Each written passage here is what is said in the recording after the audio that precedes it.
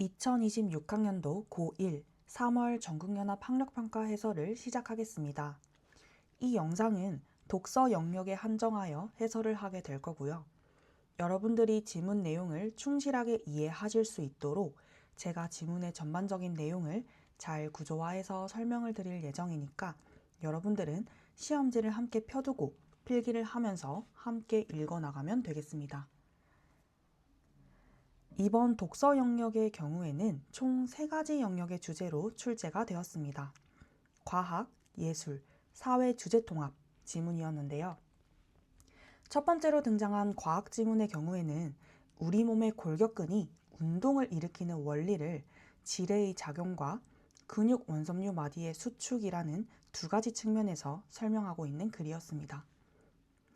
두 번째로 출제된 예술 지문의 경우에는 초기에는 단순한 낙서로 여겨졌던 그래피티가 사회적 메시지를 담은 공공예술로 변모해온 과정을 다룬 글이었습니다. 마지막으로 출제된 사회 주제통합 지문의 경우에는 문화라는 대상을 바라보는 두 학자의 서로 다른 관점을 소개하고 있는 주제 통합적인 그런 성격을 가지고 있는 글이었습니다. 그래서 화이트라는 학자가 강조한 관점과 반 퍼슨이라는 학자가 강조한 관점을 서로 비교하면서 읽어야 했었던 그런 지문이었습니다. 자, 그러면 우리는 먼저 첫 번째 지문인 과학 지문부터 한번 살펴보도록 하겠습니다. 페이지는 4페이지를 펴시면 됩니다. 자, 다 준비가 됐나요? 그럼 우리 1문단부터 한번 들어가 보도록 하겠습니다. 자, 골격근은 힘줄을 통해 뼈에 부착되어 있는 근육으로 인체의 운동을 실행하는 기관이다 라고 했어요. 골격근에 대해서 지금 설명을 해주고 있습니다. 그런데 이 골격근은 뼈에 붙어 있는 근육이다 라고 설명을 해주죠. 근데 뼈에 붙어 있을 때 무엇을 통해서 붙어 있다라고 하죠? 힘줄을 통해서 붙어 있다라고 합니다. 그래서 골격근은 힘줄을 통해서 이렇게 뼈에 붙어 있구나 라는 걸 이해를 할 수가 있겠죠. 그러면 힘줄의 역할은 뼈와 골격근을 연결시켜주는 역할을 하겠다 라는 것도 이해할 수가 있어야 됩니다. 그리고 이러한 골격근은 인체의 운동을 실행하는 기능을 한다 라는 것도 이해할 수가 있어야 되겠죠. 우리가 물건을 들어 올리거나 달리기를 할 때 필요한 힘은 모두 골격근에서 만들어진다고 합니다. 골격근은 이러한 힘을 수축작용으로 만들어내는데 스스로 이완할 수 없다라고 합니다. 그럼 골격근의 특징을 딱 알려주는 문장이죠. 그러니까 되게 중요한 문장이라고 볼 수가 있습니다. 밑줄 쫙 끊어놓고 한번 이야기를 해보겠습니다. 수축을 한다라는 건 근육이 오그라든다라는 뜻입니다. 즉, 근육이 오그라들면서 힘을 만들어내요. 그런데 그 오그라든 근육은 스스로 원래 상태로 풀어질 수 없다라고 합니다. 즉, 스스로 이완할 수 없다라고 하는 거죠. 그러면 수축된 근육은 어떻게 이완할 수 있을까? 라는 궁금증이 생겨야 됩니다. 그래서 이에 대해서 조금 더 부연 설명하기 위해서 예를 들어주고 있는 거죠. 팔을 굽힐 때 이두근이 수축을 하면 쌍을 이루고 있는 삼두근은 이완된다라고 합니다. 그러면 이걸 그림으로 한번 그려보자면 이렇게 팔을 굽히는 상황에서 팔을 뭔가 이렇게 도라에몽 손이죠. 굽히는 상황에서 여기 부분에 있는 이 이두근이 이렇게 수축을 하면 이와 쌍을 이루고 있는 바깥쪽의 이 삼두근은 이완을 한다라는 겁니다. 즉 팔에 있는 이두근과 삼두근이 쌍을 이루고 있는데 이 쌍을 이루어서 작동을 하구나 라는 것도 알 수가 있고, 즉 스스로는 근육이 이완할 수는 없지만 한쪽 근육이 수축을 할 때 반대작용을 하는 이 반대쪽에 있는 근육은 자연스럽게 이완이 된다 라는 걸 이해를 할 수 있어야 됩니다. 그렇다면 이제 골격근을 통해서 운동이 실행되는 원리는 무엇일까? 라고 질문을 던지고 있는 거죠. 이렇게 질문을 통해서 화제를 제시를 해주고 있는 겁니다. 골격근을 통해서 운동이 실행되는 원리를 이제 앞으로 알려줄게 라고 하는 거겠죠. 자, 이문단으로 한번 내려가 보겠습니다. 골격근은 지뢰의 작용을 통해 힘을 전달한다고 합니다. 그럼 지뢰가 뭐지? 라고 궁금할 수가 있습니다. 지뢰는 무거운 물건을 움직이는 데 쓰는 막대기라고 설명을 해주죠. 그러면 오른쪽에 있는 그림에서 봤을 때 이 중간에 있는 이 막대기를 지뢰라고 하는구나 라고 이해를 할 수가 있습니다. 여기서 막대기를 고정하는 곳을 받침점이라 한다 했습니다. 그리고 힘을 가하는 곳을 힘점이라고 하고 이 지뢰를 통해서 힘이 미치는 곳을 작용점이라고 한다라고 했습니다. 여기서 한번 끊어보도록 할게요. 그럼 여기까지 지뢰에 대해서 조금 설명을 해주고 있는데 지뢰의 뜻과 받침점, 힘점, 작용점의 뜻을 알려주고 있구나 라고 생각하면 됩니다. 자, 인체에서는 이라고 하죠. 그러면 인체에서 지뢰의 작용을 적용했을 때 각각 어디가 어떻게 대응이 되는지 이해를 할 수 있어야 됩니다.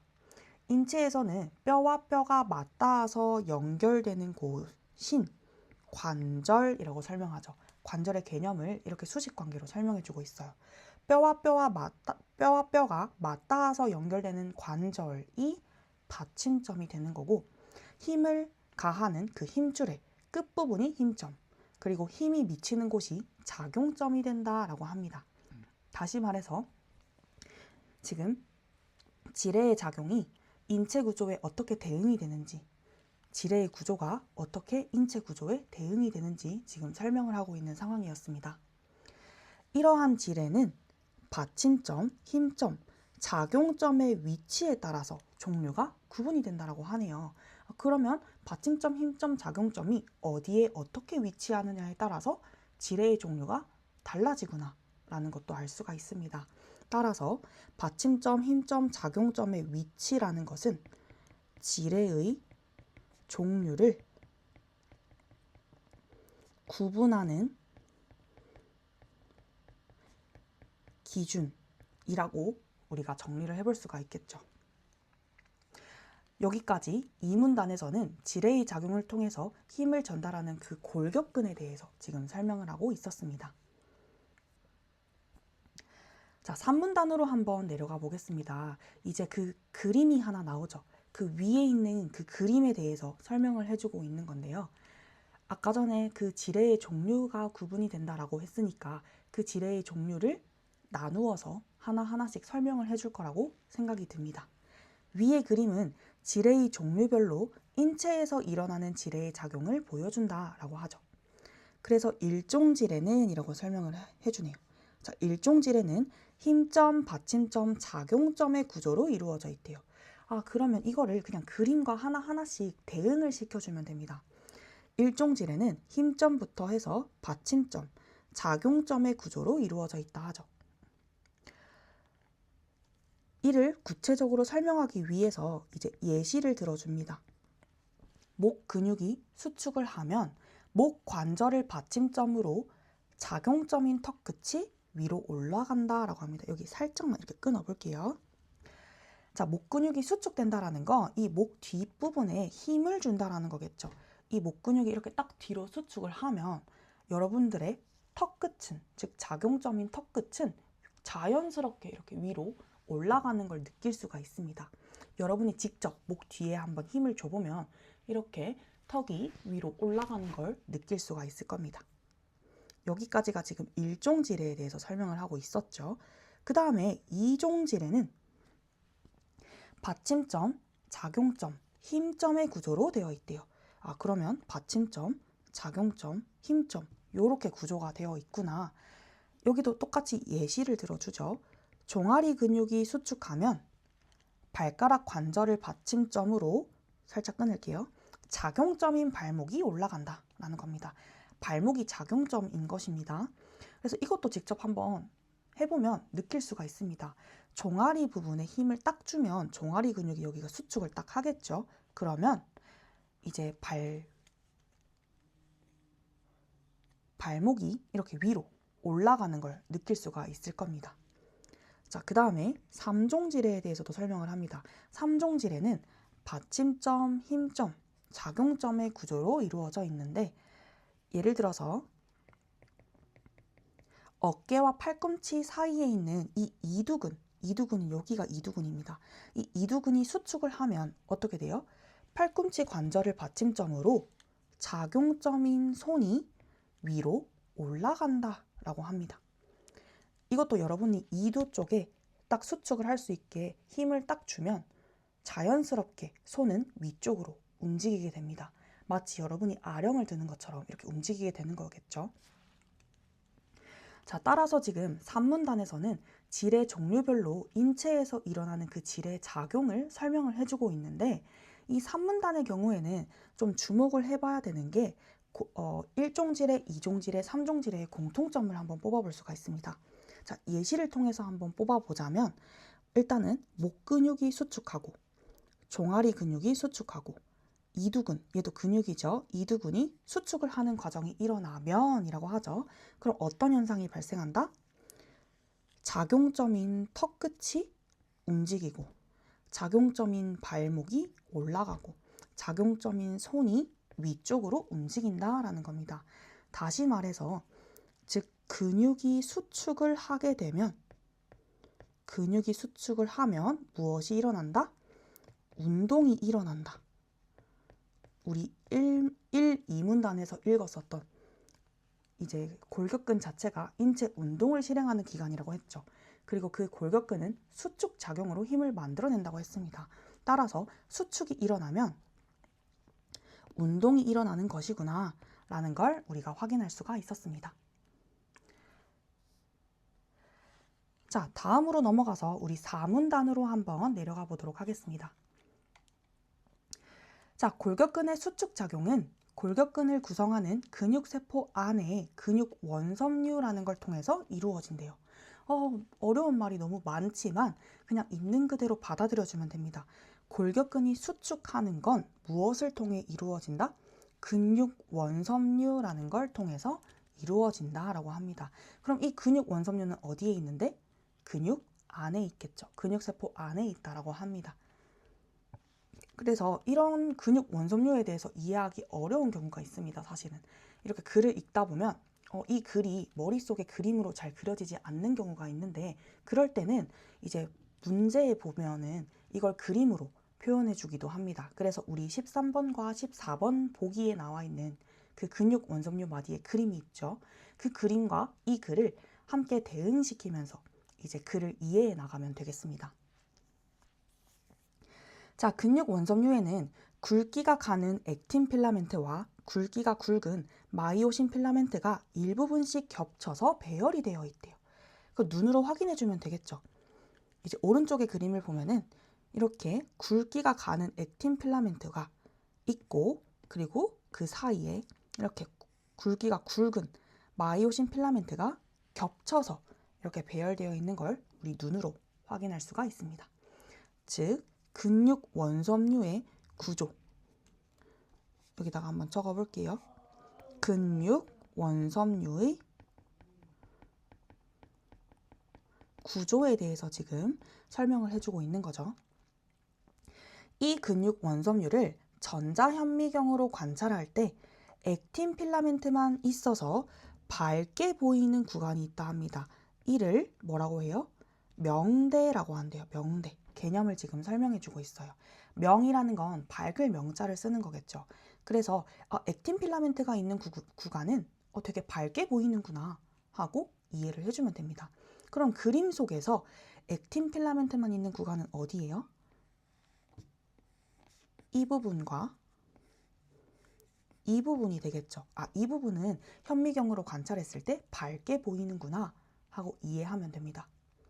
그 다음에 마이오신 필라멘트가 있어서 어둡게 보이는 구간이 있는데 이를 암대라고 한다라고 합니다. 이것도 지금 개념을 설명해 주고 있는 거죠.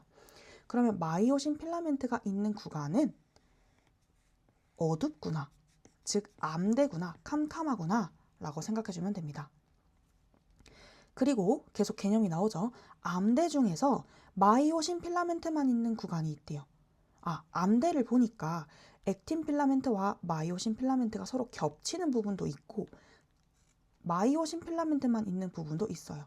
그런데 이 마이오신 필라멘트만 있는 구간을 우리는 H대다라고 이야기를 합니다.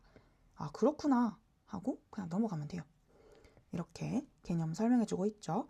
그리고 액틴 필라멘트를 서로 이어주는 선이 있는데 이를 Z선이다 라고 합니다. Z선의 개념도 지금 설명해주고 있는 거죠. 액틴 필라멘트들이 이렇게 구성이 되어 있을 때 이들을 하나로 연결해주는 이 선을 Z선이다 라고 한다 합니다. 지금 근육 원섬유 마디에 있는 그 개념들을 다 정의를 통해서 설명을 해주고 있습니다. 그리고 마지막으로 Z선과 그 Z선 사이를 근육 원섬유 마디다 라고 한대요. 그러면 이 Z선과 이 Z선 사이 여기 부분이 근육 원섬유 마디구나, 한 마디구나 라는 걸 알 수가 있습니다. 여기까지 해서 근육 원섬유 마디의 구성을 잘 이해할 수 있겠나요? 좋습니다. 그러면 다음으로 한번 넘어가 볼게요. 자, 오문단으로 한번 내려가 보겠습니다. 근육 원섬유 마디는 근육 수축의 기본 단위로 다음과 같은 과정을 통해서 수축한다 라고 합니다. 아, 그러면 근육이 수축되는 기본적인 그 단위는 근육 원섬유의 그 한 마디구나 라는 걸 이해할 수가 있고요. 지금부터는 근육이 수축하는 과정에 대해서 설명할게 라고 하고 있습니다. 자, 그러니 과정이니까 그 순서를 잘 파악을 해야 되겠죠. 먼저 마이오신 필라멘트에 있는 마이오신 머리는 에너지가 공급이 되면 액틴 필라멘트에 달라붙어서 구름다리 구조를 형성한다 라고 합니다. 구름다리가 뭐지? 라고 생각할 수가 있겠죠. 그래서 구름다리가 뭔지 몰라도 어쨌든 뭔가 이렇게 예를 들어서 우리가 뭐 산과 산을 이어주는 그런 흔들다리 같은 게 있죠. 그런 걸 우리 구름다리라고 합니다. 이러한 구조를 형성한다 라고 생각해 주면 되겠죠. 그 다음에 마이오신 머리들이 고개를 돌리듯이 회전하면서 양쪽에 있는 액틴 필라멘트가 서로 가까워지게 되고 구름다리 구조는 분해된다 라고 합니다. 여기까지 한번 끊어 보겠습니다. 자, 이거를 조금 더 구체적으로 설명하려고 이렇게 옆에 그림을 만들었는데 어쨌든 마이오신 필라멘트의 머리가 뭔지 여러분도 알아야 되겠죠. 우리 이 그림에서 보면은 이 부분 있죠. 마이오신 필라멘트에 이렇게 지금 튀어나와 있는 이 부분이 마이오신 필라멘트의 머리라고 할 수 있습니다. 근데 이 머리를 한번 자세히 보면은 되게 이렇게 뭐 돌기 같은 것들이 막 이렇게 나 있습니다. 이런 것들이 다 머리라고 하는데 여기 있는 마이오신 필라멘트의 머리가 이렇게 액틴 필라멘트에 달라붙으면서 이러한 구름다리 구조가 형성이 된다는 뜻입니다. 그러면 이렇게 달라붙은 상황에서 회전하듯이 머리들이 회전하면서 액틴 필라멘트가 서로 이렇게 조금씩 가까워지는 겁니다. 그 다음에 이제 이 마이오신 필라멘트 머리가 분해가 되겠죠. 그 다음에 있는 이 머리가 붙어서 얘를 또 당기고 그 다음에 얘를 또 당기고 이런 식으로 하면서 이 액틴 필라멘트들이 서로 가까워지게 된다라는 거예요. 이렇게 가까워진다라는 겁니다. 자, 이러한 과정들이 여러 차례 반복이 되면서 액틴 필라멘트가 마이오신 필라멘트 사이로 이렇게 미끄러져 들어간대요. 마이오신 필라멘트들의 사이로 액틴 필라멘트가 이렇게 미끄러져서 들어가게 된다라는 겁니다. 그런 방식으로 골격근이 수축한다 라는 거겠죠. 따라서 이 지금 꺽쇠한 부분에서는 근육 원섬유 마디가 수축하는 그 과정에 대해서 설명하고 있다라고 생각해주면 되겠습니다. 자, 이때 각 필라멘트 자체의 길이는 변화하지 않는다 합니다. 이 부분이 되게 중요하겠죠. 각 필라멘트 자체의 길이가 변화하지 않는다는 건 필라멘트의 길이는 늘어나지 않고 그냥 이렇게 서로 더 겹치는 부분이 길어진다 라고 생각해주면 됩니다. 그리고 마이오신 머리가 액틴 필라멘트에 달라붙는 수가 많을수록 발생하는 힘이 더 커진다 라고 하죠. 자, 이를 조금 더 잘 이해하게 하기 위해서 한번 그림을 만들어 봤는데 이렇게 마이오신 필라멘트 사이로 액틴 필라멘트가 이렇게 미끄러지듯이 들어간다라는 뜻입니다.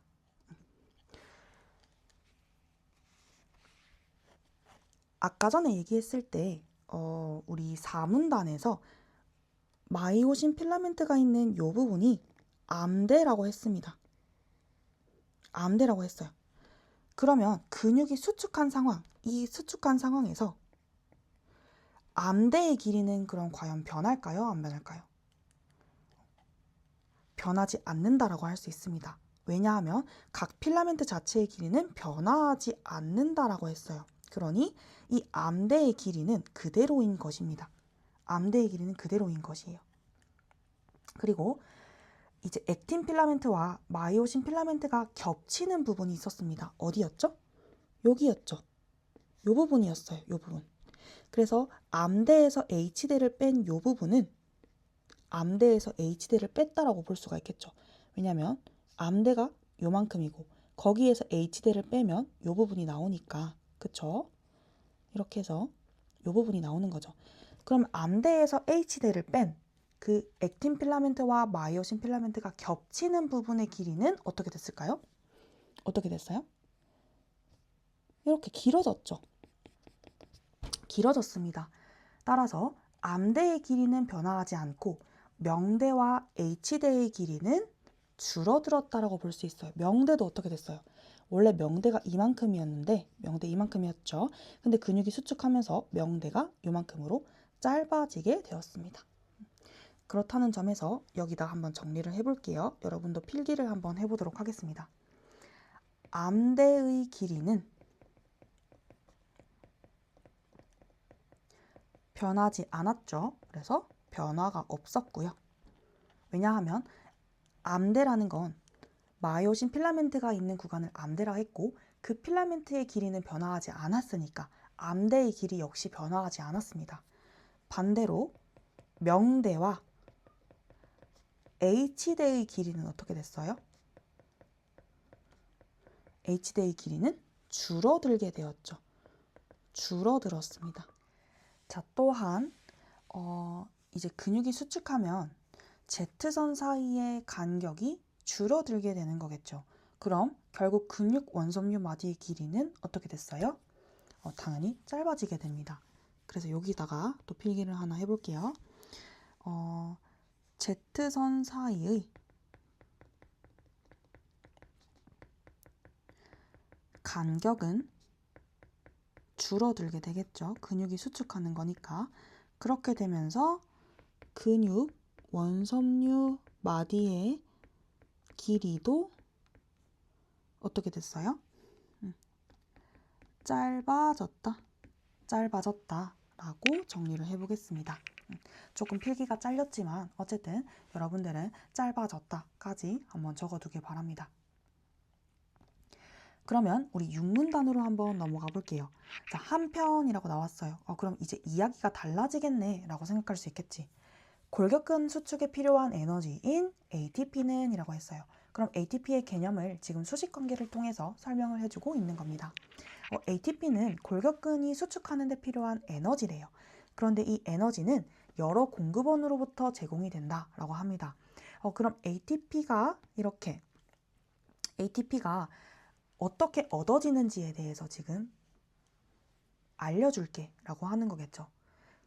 근육세포에는 ATP와 크레아틴 인산이라는 것이 소량 저장이 되어 있다 합니다. 크레아틴 인산이 뭐지? 라고 할 수 있는데 굳이 지금 이 글을 읽는데 크레아틴 인산의 뜻이 뭔지 알 필요는 없습니다. 그냥 근육세포에는 크레아틴 인산이라는 것이 있구나 라는 걸 그냥 받아들이면 됩니다. 그냥 수용하세요. 자, 먼저 근육세포에 저장되어 있는 ATP를 사용한다라고 합니다. 그런 다음에 저장된 크레아틴 인산을 활용해서 ATP를 생산해서 사용한다라고 하죠. 그러면 여기서 저장된 크레아틴 인산을 활용해서 ATP를 생산한다 라고 합니다. 그러면 크레아틴 인산을 통해서 ATP가 공급이 되겠네 라고 이해해주면 되겠지. 그리고 추가적으로 필요한 ATP는 무엇을 통해 얻어지는 거예요? 호흡을 통해 얻은 산소로 포도당과 지방산이라는 걸 분해해서 생산한다라고 합니다. 그러면 먼저 체내에 저장되어 있는 그런 ATP를 사용하고 그런 다음에는 크레아틴 인산을 활용해서 ATP를 생산하고 그런 다음에는 호흡을 통해서 산소를 얻은 다음에 그 산소로 포도당과 지방산을 분해해서 ATP라는 걸 생산한다 라고 합니다. 여기까지 지금 ATP를 공급하는, 즉 제공하는 방법에 대해서 설명을 하고 있습니다. 이 과정에서 만약에 산소가 충분히 공급되지 않으면 이라고 했어요. 그러면 이 과정이라는 건 앞에서 얘기했던 이 호흡을 통해서 얻은 산소로 포도당 지방산을 분해해서 생산하는 이 과정이겠죠. 그 과정에서 만약에 산소가 충분히 공급되지 않는다면 이라고 해요. 않는다면 어떤 현상이 발생해요? ATP의 생산 효율이 급격히 낮아지면서 라고 해요. 낮아지면서 체내에 젖산을 발생시키고 근육의 피로가 유발된다라고 합니다. 우리 젖산이라는 것은 이제 체내에 쌓이게 되면 급격한 피로를 유발하게 되는 그런 요소다라고 생각해 주면 되는데 어쨌든 산소가 충분히 공급되지 않으면 ATP의 생산 효율이 낮아지기 때문에 근육의 피로가 유발이 된다라고 합니다. 그러면 산소를 충분히 공급하는 과정이 꼭 필요하겠다라는 걸 이해할 수 있어야 되겠죠. 그러니 여기 밑줄 쫙 그어놓고 한번 넘어가도록 하겠습니다. 자, 골격근의 활동이 끝난 후에는 ATP와 크레아틴 인산을 다시 생산해서 근육세포에 다시 저장하고 젖산을 분해하는 그 과정이 필요하다라고 합니다. 그런데 이러한 과정이 있죠.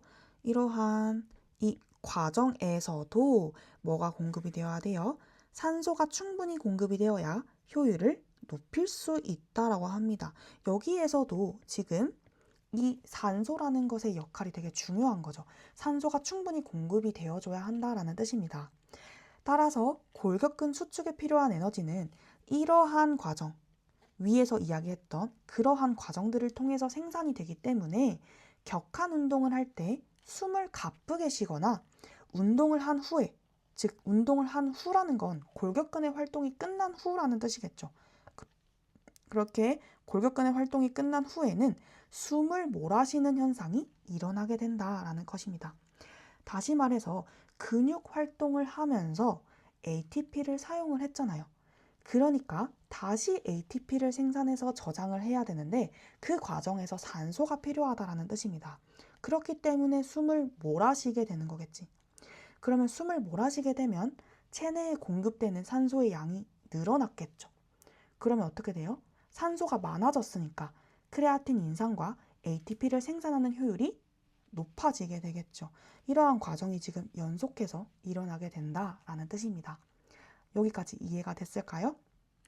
좋습니다. 만약에 이해가 되지 않는 부분이 있다면 선생님을 찾아와서 질문을 하면 구체적으로 대답을 해주도록 하겠습니다. 그럼 우리 11번 문제부터 한번 문제풀이 이어가 보도록 하겠습니다. 11번 문제의 경우에는 이제 세부 내용을 잘 이해했느냐, 세부 내용을 이해하는 그런 문제였는데요. 윗글을 읽고 알 수 있는 내용으로 적절하지 않은 것을 고르라 했습니다. 자, 그럼 1번부터 한번 OX 판단을 해보도록 하겠습니다. 자, 1번에 힘줄은 뼈와 골격근을 연결하는 역할을 한다 라고 했어요. 우리 이거 1문단에서 이야기를 했었습니다. 1문단을 보면은 첫 번째 문장에 이렇게 나와 있었죠. 골격근은 힘줄을 통해 뼈에 부착되어 있는 근육이다 라고 했습니다. 그러니 힘줄은 뼈와 골격근을 연결하는 역할을 할 수가 있는 것이겠죠. 이렇게 해서 1번 선지는 적절하다 라고 볼 수가 있습니다. 자, 2번 선지를 한번 보겠습니다. 골격근은 이완함으로써 수축하는 힘을 만들어낸다. 좀 말이 이상하지 않나요? 골격근이 수축한다고는 했는데 수축하면서 힘을 만들어낸다 했는데 그리고 스스로 이완할 수는 없다고 했었는데 라는 게 기억이 나야 합니다. 이것 역시도 1문단에서 이야기를 하고 있었죠. 1문단에서 우리 밑줄 쳤던 부분을 보면은 골격근은 수축 작용으로 힘을 만들어내고 스스로 이완할 수 없다라고 했습니다. 그러면 우리 이 11번의 2번 선지는 적절하지 않은 게 되겠죠. 그래서 여러분이 지문을 읽으면서 봤던 단어들을 조합해서 이상한 선지를 만들어낸 경우입니다. 이런 선지들을 여러분이 직접 잘 뽑아낼 수 있어야 됩니다. 자, 3번 선지부터 5번 선지까지도 한번 보고 넘어가도록 할게요. 자, 3번을 보니까 8에 있는 2두근과 3두근은 쌍을 이루어서 작동한다 라고 했어요. 쌍을 이루어서 작동한다. 어디서 봤더라? 우리 1문단에서 역시 본 적이 있습니다. 자, 1문단을 다시 가보면 예를 들어준 부분에서 있었죠. 8을 굽힐 때 2두근이 수축을 하면 쌍을 이루는 3두근은 이완을 한다라고 했습니다. 그러니 이 부분을 통해서 2두근과 3두근이 서로 쌍을 이루어서 작동을 하는 거구나 라는 걸 이해할 수 있었죠. 3번도 적절합니다. 자, 4번의 경우에는 근육 원섬유를 통해 골격근의 수축작용이 일어난다 라고 해요. 그럼 근육 원섬유를 설명했던 문단으로 찾아가 보면 됩니다. 자, 근육 원섬유는 우리 4문단에서 설명을 했었습니다. 4문단을 가보면 우리 맨 첫 번째 문장에서 이렇게 이야기를 하죠. 골격근의 수축작용은 골격근을 구성하는 근육세포 안에 근육 원섬유를 통해서 이루어진다. 다시 말해서 근육 원섬유를 통해서 근육의 수축작용이 일어난다 라고 볼 수가 있습니다. 그렇기 때문에 4번 역시도 적절하다라고 볼 수 있겠죠. 자, 5번에 근육 원섬유 마디는 근육이 수축하는 기본 단위가 된다라고 했습니다. 자, 이 내용은 우리 5문단에서 이야기를 하고 있었습니다. 5문단의 가장 첫 번째 문장을 보면은 근육 원섬유 마디는 근육 수축의 기본 단위다라고 하고 있죠.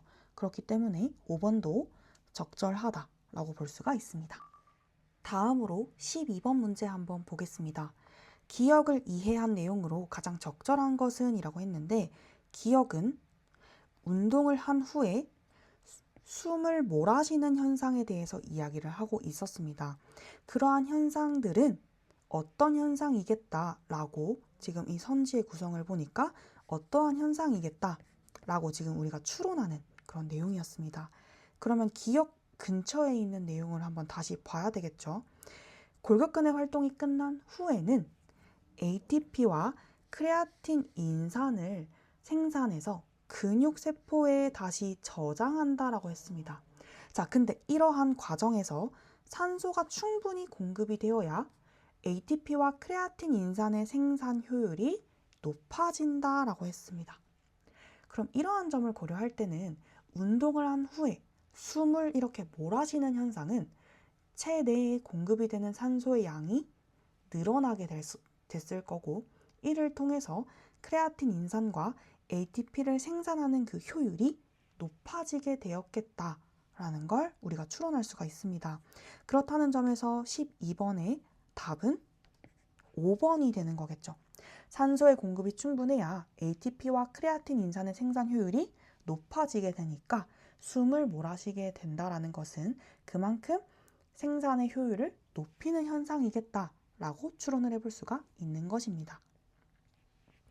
자, 그럼 1번 선지부터 4번 선지까지는 사실 이러한 12번 문제를 풀 때는 그냥 안 보고 넘어가도 되는데 우리는 문제풀이를 해야 하는 상황이니까 한번 보고 넘어가 보도록 하겠습니다. 자, 12번의 1번 같은 경우에는 근육의 피로가 해소된 후에 일어나는 현상이겠다 라고 했는데 근육의 피로가 해소되기 전에 일어나는 현상이겠죠. 그래서 적절하지 않은 거고요. 2번은 분해할 젖산의 양이 줄어서 나타나는 현상이겠다 라고 하는데 숨을 몰아쉰다라는 것은 그만큼 젖산을 빨리 해소해야 된다라는 상황이니까 젖산의 양이 누적되었을 거야 라고 생각해 볼 수 있습니다. 3번에 생산된 ATP의 양이 많아서 일어나는 현상이래요. ATP의 양이 많다면 숨을 몰아쉬어가지고 산소의 공급을 늘릴 필요가 있을까요? 당연히 없겠죠. 그러니 ATP의 양이 많아서 일어나는 현상은 아니라고 볼 수 있습니다. 4번의 경우에 포도당과 지방산의 생산을 유발한대요. 포도당과 지방산의 생산을 유발하는 현상은 아니었습니다. 오히려 포도당과 지방산을 분해해서 ATP를 생산하기 때문에 분해하기 위한 현상이겠다 라고 우리가 추측을 해볼 수가 있습니다. 여기까지 이해가 됐을까요? 자, 그러면 우리 13번과 14번 세트 문제로 한번 넘어가 보도록 하겠습니다. 자, 13번에 보기에서 다리를 들어 올릴 때 작용하는 지뢰의 종류로 적절한 것은 이라고 했어요. 이 구체적인 상황에 지금 적용을 하는 문제인데 이것은 우리 2문단을 통해서 알 수가 있었습니다. 2문단과 3문단의 내용을 통해서 알 수가 있었는데 우리 2문단을 한번 다시 가보면 2문단에서 이렇게 이야기를 합니다. 인체에서는 뼈와 뼈가 맞닿아서 연결되는 관절이 받침점이고 그리고 힘줄의 끝부분이 힘점이 되는 거고 힘이 미치는 곳이 작용점이 된다라고 했습니다. 그러면 우리 이 13번 문제에서 한번 적용을 해볼 수가 있겠죠. 13번 문제를 보면 이렇게 뼈와 뼈가 연결이 되는 이 A 부분을 뭐라고 할 수 있어요? 관절이라고 할 수 있겠죠. 그러니까 이 관절이 뭐가 돼요? 받침점이 됩니다. 받침점이 되겠죠. 그 다음에 근육이 수축하는 이 힘줄의 끝부분, 여기가 바로 힘점이 되는 거고 이를 통해서 다리를 이렇게 들어 올리게 되는 거니까 C 부분이 작용점이 되겠죠. 따라서 A, B, C를 그대로 연결을 한번 해보면 답은 4번이 됩니다. 3종 지뢰가 되는 거죠. 우리 3종 지뢰는 우리 3문단에서 이야기를 하고 있었습니다. 3종 지뢰는 받침점, 힘점, 작용점의 구조로 이루어져 있다 라고 합니다. 그렇기 때문에 이 팔을 들어 올리는 과정과 다리를 들어 올리는 과정은 같은 지뢰의 원리를 사용하구나 라는 걸 알 수가 있습니다.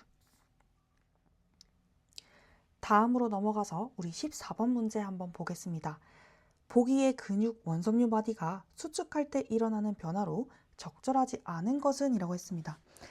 원섬유 마디가 수축할 때 일어나는 과정은 우리 5문단에서 이야기를 하고 있었는데 그 5문단의 내용을 중점적으로 한번 보면 되겠습니다. 먼저 1번 선지에 마이오신 머리가 만든 구름다리 구조가 형성이 되고 분해되는 일이 반복이 된다라고 했어요. 그러면 우리가 근육 원섬유 마디가 수축할 때 어떤 일들이 벌어졌었어요? 마이오신 필라멘트에 있는 마이오신 머리가 액틴 필라멘트에 달라붙게 되어서 액틴 필라멘트에 달라붙어서 구름다리를 형성하고 그리고 마이오신 머리들이 고개를 돌리듯이 회전을 하면서 액틴 필라멘트가 가까워지게 되고 그리고 구름다리 구조가 분해된다 했습니다. 이러한 과정이 즉 달라붙었다가 분해되는 이 과정이 반복이 되면서 골격근이 수축하게 된다 라는 걸 우리가 눈으로 한번 확인을 다시 했습니다. 그렇기 때문에 14번의 1번 선지는 적절하다라고 볼 수가 있겠죠. 다음으로 2번 선지를 한번 보면 암대의 길이가 줄어든다라고 했습니다. 그리고 근육 원섬유 마디에서 발생하는 힘의 크기는 커진다라고 했습니다. 이거 두 개 다 한번 어디서 들어본 것 같은데 라는 생각이 들죠. 일단은 암대가 어떤 구간인지부터 다시 떠올려야 합니다. 암대는 어떤 구간이었어요? 바로 마이오신 필라멘트가 있는 구간이었습니다. 그 마이오신 필라멘트가 있는 구간을 암대라고 했는데 암대의 길이는 그럼 변했을까요? 우리 5문단에서 이렇게 얘기했습니다. 각 필라멘트 자체의 길이는 변화하지 않는다 했습니다. 그렇기 때문에 마이오신 필라멘트가 있는 이 암대라는 것, 우리 4문단에서 암대 개념 설명했었죠. 마이오신 필라멘트가 있어서 어둡게 보이는 구간을 이 암대라 한다 했습니다. 그런데 어쨌든 마이오신 필라멘트의 길이는 변화하지 않은 거니까 암대의 길이 역시도 변화하지 않는 게 되는 것입니다. 그렇기 때문에 14번의 2번 선지에서 얘기하는 암대의 길이가 줄어든다 라는 말은 틀린 선지가 되겠죠. 그래서 14번에 적절하지 않은 답은 2번이 되는 것입니다. 그럼 어떻게 고쳐야 돼요? 암대의 길이는 변화하지 않는다 라고 정리를 해보면 되겠죠. 따라서 이 암대는 마이오신 필라멘트가 있는 구간이다.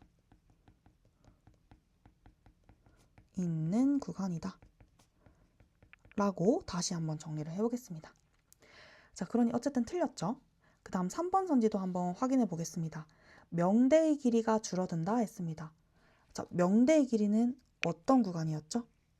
명대 길이는 액틴 필라멘트만 있는 구간이었습니다. 그럼 이 구간은 길이가 줄어드나요? 우리 눈으로 한번 다시 확인해 볼까요? 우리 명대는 액틴 필라멘트만 있는 요 구간이었어요. 요 구간이었는데 근육이 수축하게 되면서 명대가 어떻게 됐어요? 줄어들게 되었죠. 그렇기 때문에 14번의 3번 선지는 적절하다라고 볼 수 있습니다. 전자현미경으로 관찰할 때 밝게 보이는 구간, 즉 명대를 다른 말로 말한 거죠. 그 명대 구간은 좁아지게 되는 것입니다. 4번 선지로 넘어가서 액틴 필라멘트가 마이오신 필라멘트 사이로 미끄러져 들어간다. 미끄러져 들어갔었죠. 우리 영상으로 한번 확인을 했었습니다. 그러면서 H대의 길이가 줄어든다라고 했어요. H대가 뭔지도 떠올려야 되겠죠. H대는 뭐였어요? 암대 중에서 마이오신 필라멘트만 있는 이 구간을 우리는 H대다라고 했었습니다. 기억이 나죠? 자, 그럼 이 H대의 길이는 어떻게 됐어요? 액틴 필라멘트가 이렇게 미끄러져서 들어오면서 H대는 줄어들게 되었죠. 원래 H대가 이만큼이었는데 근육이 수축하면서 줄어들게 되었습니다. 그렇다는 점에서 14번의 4번 선지도 적절하다라고 볼 수가 있겠죠. 자, 5번 선지 보겠습니다. 액틴 필라멘트를 서로 이어주는 Z선. 지금 이거 Z선의 개념을 수식해서 다시 설명해 주는 겁니다. Z선 사이의 간격이 어떻게 됐어요? 줄어들었죠. 근육 원섬유 마디가 수축을 하면 Z선 사이의 간격은 줄어듭니다. 줄어들면서 근육 원섬유 마디의 길이 역시도 짧아지게 되는 것입니다. 근육 원섬유 마디는 Z선 사이의 간격을 이야기를 하는 거였죠. 즉 양쪽에 있는 액틴 필라멘트가 서로 가까워지면서 Z선과 Z선 사이의 간격은 줄어들게 되었습니다. 그렇기 때문에 근육 원섬유 마디의 길이 역시도 짧아지게 되는 거겠죠. 여기까지 이해가 됐을까요? 좋습니다. 그러면 11번에서 14번까지 풀이는 여기서 마치도록 하겠습니다. 15번에서 17번 문제 예술 지문 한번 들어가 보도록 하겠습니다. 1문단부터 함께 살펴보도록 할게요. 그래피티란 공공장소의 낙서처럼 그려진 글자나 그림을 말한다. 그래피티의 개념을 정의해주고 있습니다. 그래피티는 도시 소외계층들이 건물 벽이나 지하철 등의 장소에 허가받지 않은 채 재빠르게 낙서를 함으로써 기존 질서에 저항한 것에서 비롯이 되었다 합니다. 그럼 그래피티의 유래를 설명을 해주고 있습니다. 비롯되다라는 건 처음으로 시작되다라는 뜻이죠. 그러면 이 그래피티는 누구로부터 처음 시작되었다고 볼 수 있을까요? 그렇죠. 도시 소외계층들로부터 시작되었다라는 것을 알 수가 있습니다. 그런데 그 도시 소외계층들은 이러한 낙서를 왜 했었나요? 기존 질서에 저항하기 위해서 이렇게 낙서를 하기 시작했다라는 걸 알 수가 있습니다. 자, 이 문단으로 한번 내려가 보면요. 1970년대에 이 그래피티가 유행을 했다 합니다. 그때 유행했던 그래피티는 주로 자신의 이름이나 별명을 적었던 그런 태그로 시작이 되었다 합니다. 그러면 1970년대의 대표적인 그런 그래피티의 형태가 태그구나. 이 태그는 이름이나 별명을 적는 거구나 라는 걸 알 수가 있습니다. 태그를 하는 사람들은 자신의 태그를 돋보이게 하기 위해서 기존에 있던 태그에 그 위에 덧대어서 더 크게 태그를 그리기도 하고 태그 자체를 복잡한 형태와 화려한 색채를 그린 그림처럼 변형을 하기도 했다 합니다. 그러면 지금 태그의 변형 방식에 대해서 지금 설명을 해주고 있는 거죠. 이제 다른 사람들의 눈에 더 잘 띄게 하기 위해서 뭔가 덧대어서 더 크게 그리거나 아니면 복잡한 형태나 이제 화려한 색채를 지닌 그림처럼 그리거나 이렇게 변형을 했다 합니다. 자, 이 과정에서 글자는 읽는 대상에서 보는 대상으로 전환이 되었다 합니다.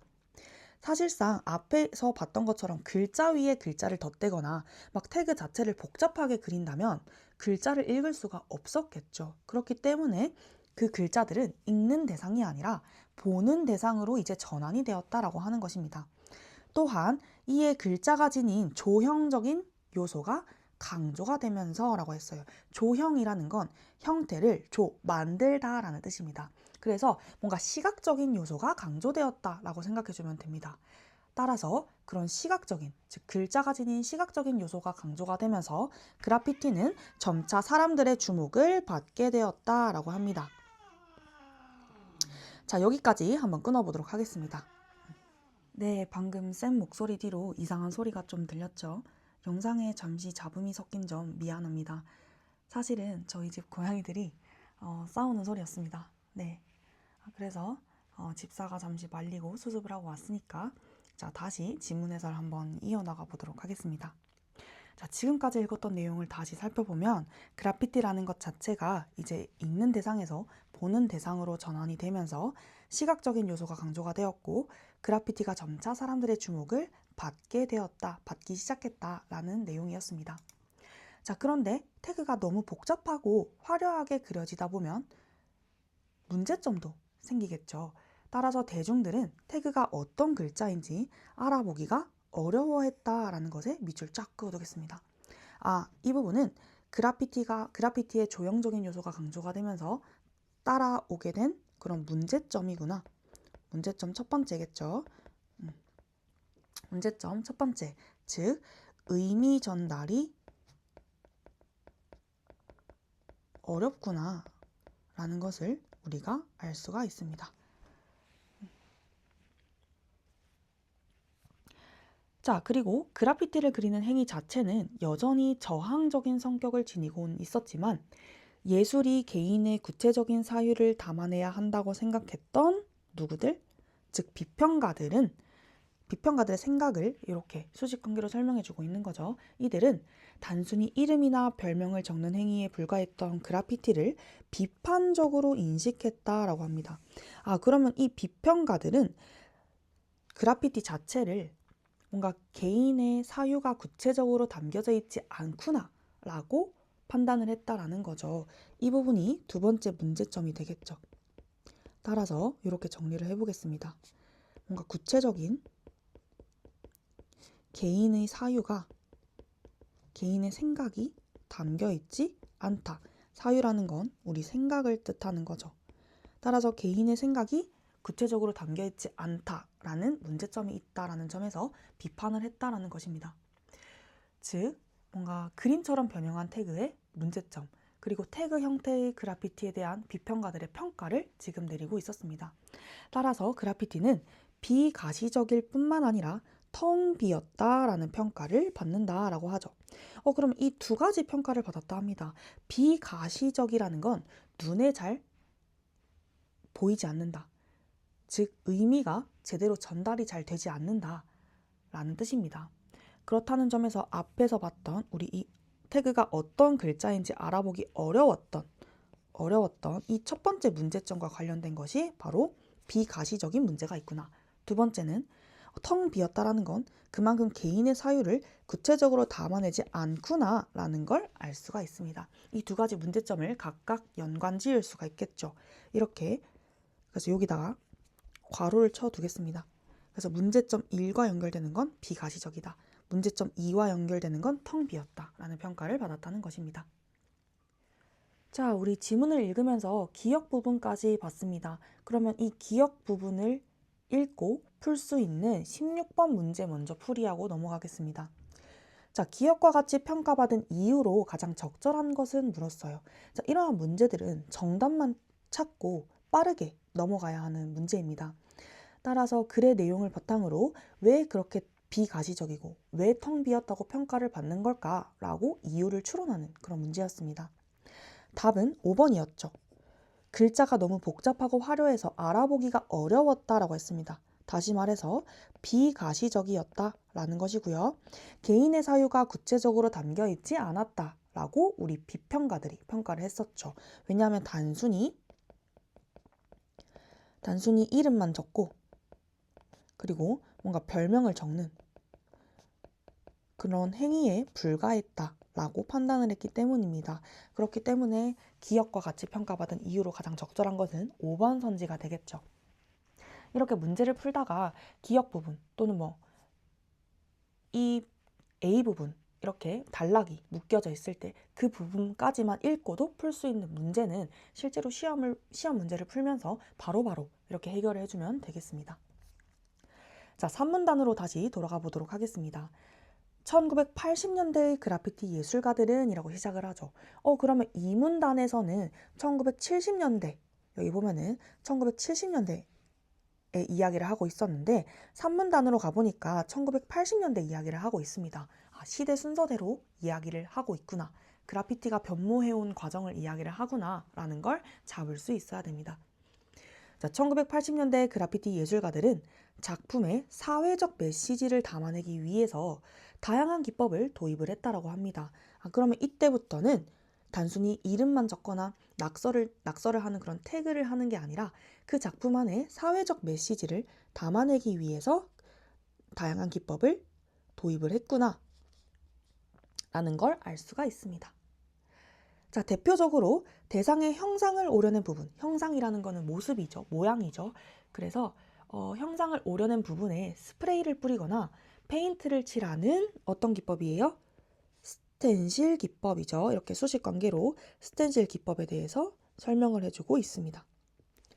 자, 형상을 오려낸 부분에 스프레이를 뿌리거나 페인트를 칠하는 그런 스텐실 기법이 주로 활용이 되었다 합니다. 그럼 이 스텐실 기법은 1980년대의 그래피티에 사회적 메시지를 담아내기 위해 도입한 기법 첫 번째가 되겠죠. 이를 통해서 어떤 걸 할 수가 있었어요? 정교한 형상을 갖춘 글자와 그림을 표현할 수 있게 되었다 합니다. 그럼으로써 예술성도 높이고 대중들이 이해하기 쉽도록 메시지를 전달할 수도 있었다라고 합니다. 자, 여기서 한번 끊어보겠습니다. 그러면 이러한 스텐실 기법을 통해서 어떤 효과가 있었는지를 이야기를 해주고 있습니다. 자, 이 꺽쇠친 부분이 바로 스텐실 기법의 효과가 되겠죠. 그래피티에 스텐실 기법이라는 것을 사용을 함으로써 예술성도 제고하고 또 명확한 메시지도 전달할 수가 있게 되었다는 것입니다. 자, 또한 작업할 장소를 염두에 두고 미리 생각을 해두고 표현할 글자나 그림의 형상을 미리 준비해서 현장에서의 작업 속도 역시도 높일 수가 있었다라고 합니다. 그러면 미리 준비하는 것을 통해서 이렇게 작업 속도까지 높일 수 있었다라는 점에서 스텐실 기법의 효과 두 번째가 되겠습니다. 어쨌든 간에 이러한 1980년대에는 그래피티의 사회적 메시지를 담아내기 위해 도입했던 그 스텐실 기법을 통해서 예술성도 제고하고 명확한 메시지도 대중들에게 전달하고 현장의 작업 속도도 향상시켰다라는 그런 장점이 있었다라는 것을 이야기를 하고 있었습니다. 자, 4문단으로 한번 내려가 볼게요. 일부 그래피티 예술가들은 그래피티가 그려지는 장소 자체의 특성을 활용해서 사회적 목소리를 냈다라고 합니다. 그러면 그래피티를 그릴 때 장소의 특성을 활용했다라고 하는 것입니다. 그럼 구체적으로 어떻게 활용을 했을까라고 궁금할 수가 있어야 됩니다. 자, 그럼 이 부분이 1980년대에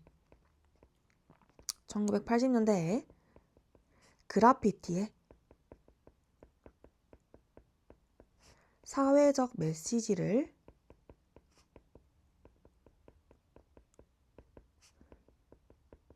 담아내기 위해서 도입한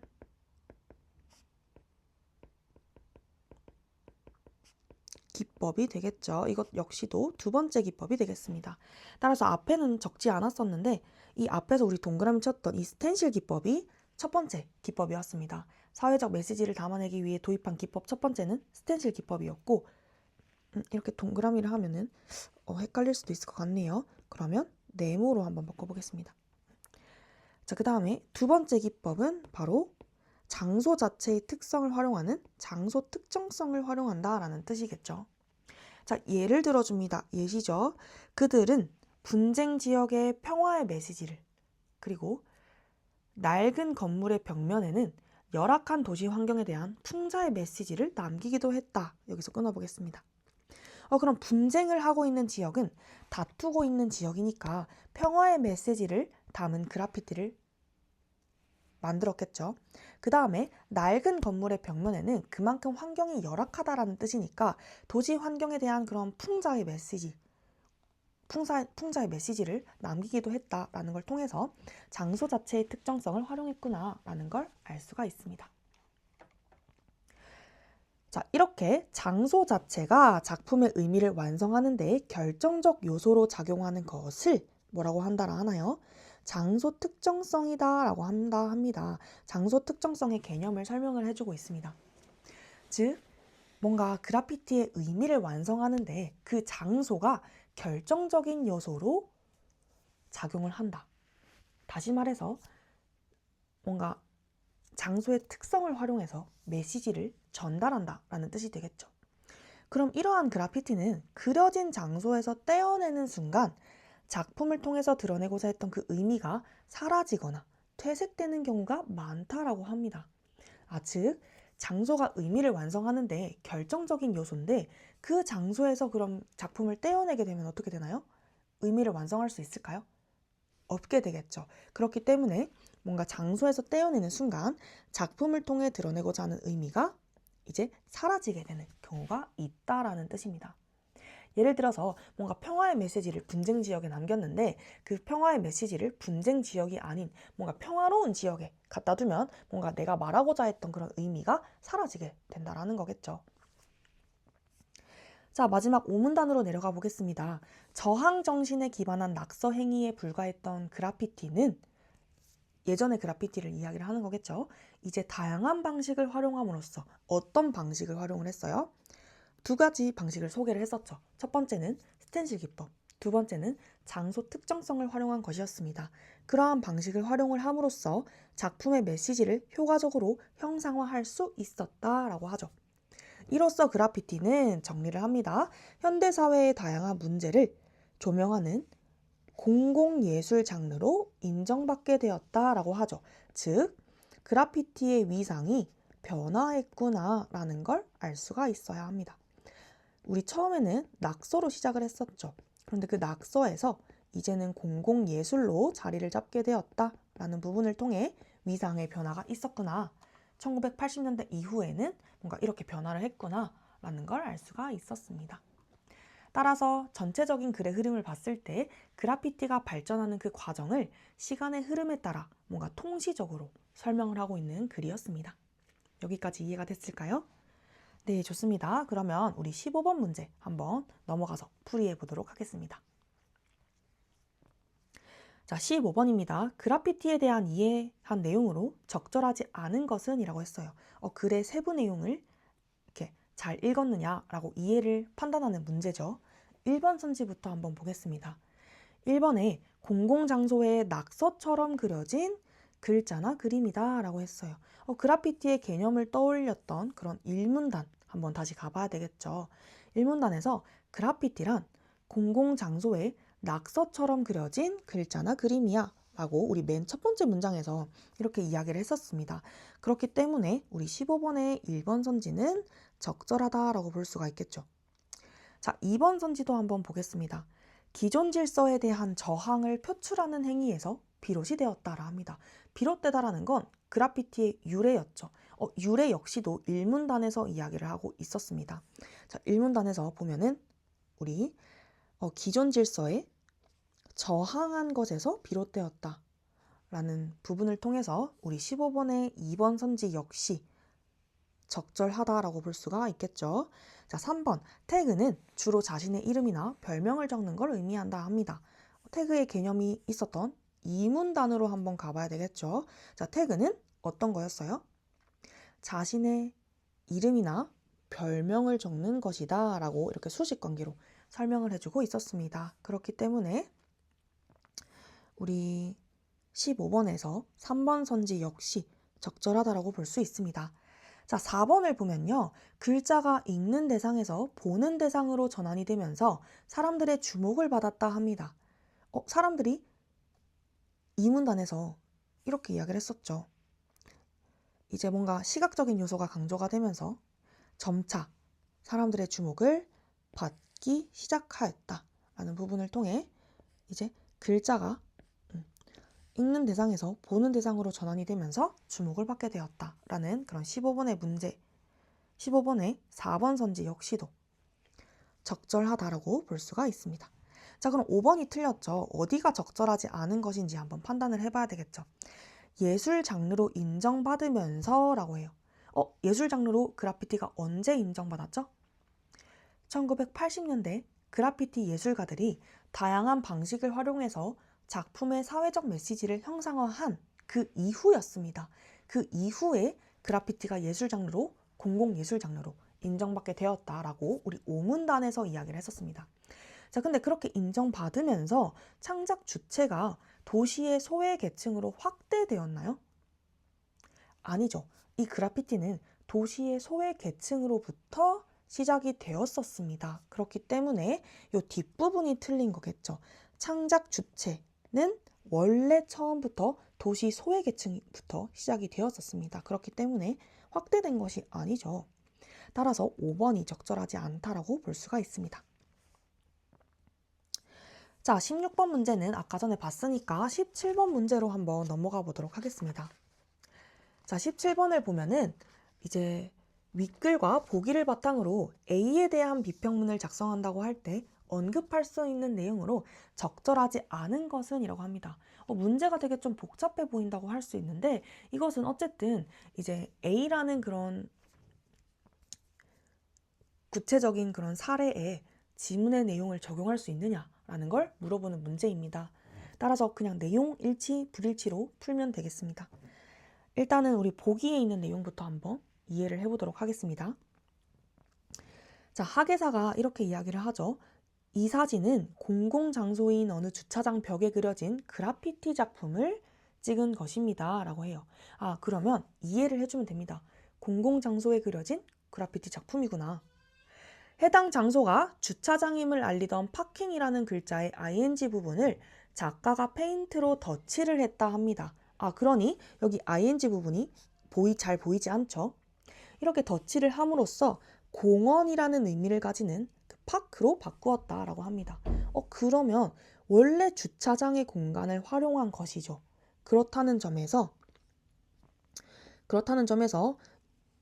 이 1번 부분은 장소의 특정성을 활용하고 있는 부분이구나 라는 걸 알 수가 있습니다. 따라서 그려진 장소가 어쨌든 주차장이라는 점이 의미 완성에 되게 크게 기여를 했다라는 걸 알 수가 있어야 되겠죠. 자, 또한 두 번째, 스텐실 기법을 활용했다 합니다. 스텐실 기법을 활용해서 그네 타는 어린 소녀의 모습을 글자 A라는 여기 밑에다가 이렇게 정교하게 그렸다라고 합니다. 여기서도 한번 끊어보도록 할게요. 이렇게 끊었습니다. 자, 이렇게 스텐실 기법을 활용을 함으로써 현대사회에 도시 공간에 아이들이 안전하게 뛰어놀 공간이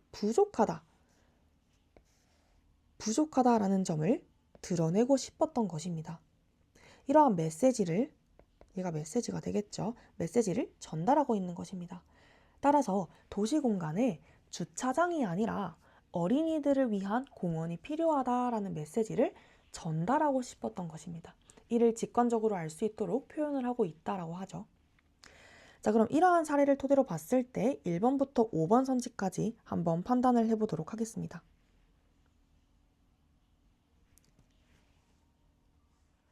17번의 1번 선지부터 한번 살펴보겠습니다. ing 부분을 페인트로 덧칠하여 글자의 형태를 단순화함으로써 글자가 지닌 조형적 요소를 강조하였다라고 합니다. 언뜻 보면은 어쨌든 파킹에서 파크로 준 거고 형태를 단순화한 거니까 글자가 지닌 조형적 요소를 강조한 거 아닌가? 라고 생각이 들 수도 있습니다. 하지만 ing를 덧칠한 이유를 잘 파악을 했었어야 됐죠. 왜 덧칠했다고 했어요? 작가가 페인트로 ing 부분을 덧칠해서 주차장임을 알리던 파킹이란 단어를 공원이라는 의미의 단어인 파크로 바꾸었다 했습니다. 그럼으로써 어떤 의미를 전달하고 싶어 했어요? 현대사회 도시 공간에 아이들이 안전하게 뛰어놀 그 공간이 부족하다, 즉 공원이 부족하다라는 메시지를 창의적으로 전달하기 위해서 덧칠을 한 것이었습니다. 따라서 ing 부분을 페인트로 덧칠한 것은 해당 부분을 잘 보이지 않게 해서 주제의식을 형상화하기 위한 것이지 글자의 형태를 단순화한 것이라고는 볼 수가 없습니다. 그렇다는 점에서 1번이 적절하지 않은 거가 되겠죠.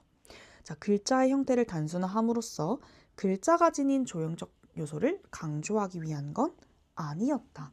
그러면 페인트로 덧칠해서 어떻게 고치면 좋을까요? 해당 부분을 잘 보이지 않게 해서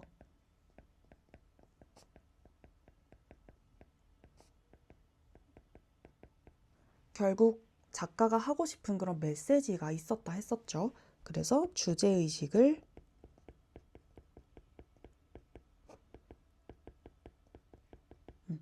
형상화하기 위한 것이었다. 위에서 덧칠을 했다라고 이해를 하면 되겠습니다. 자, 그래도 2번 선지부터 5번 선지까지도 왜 적절한지 한번 파악을 하겠습니다.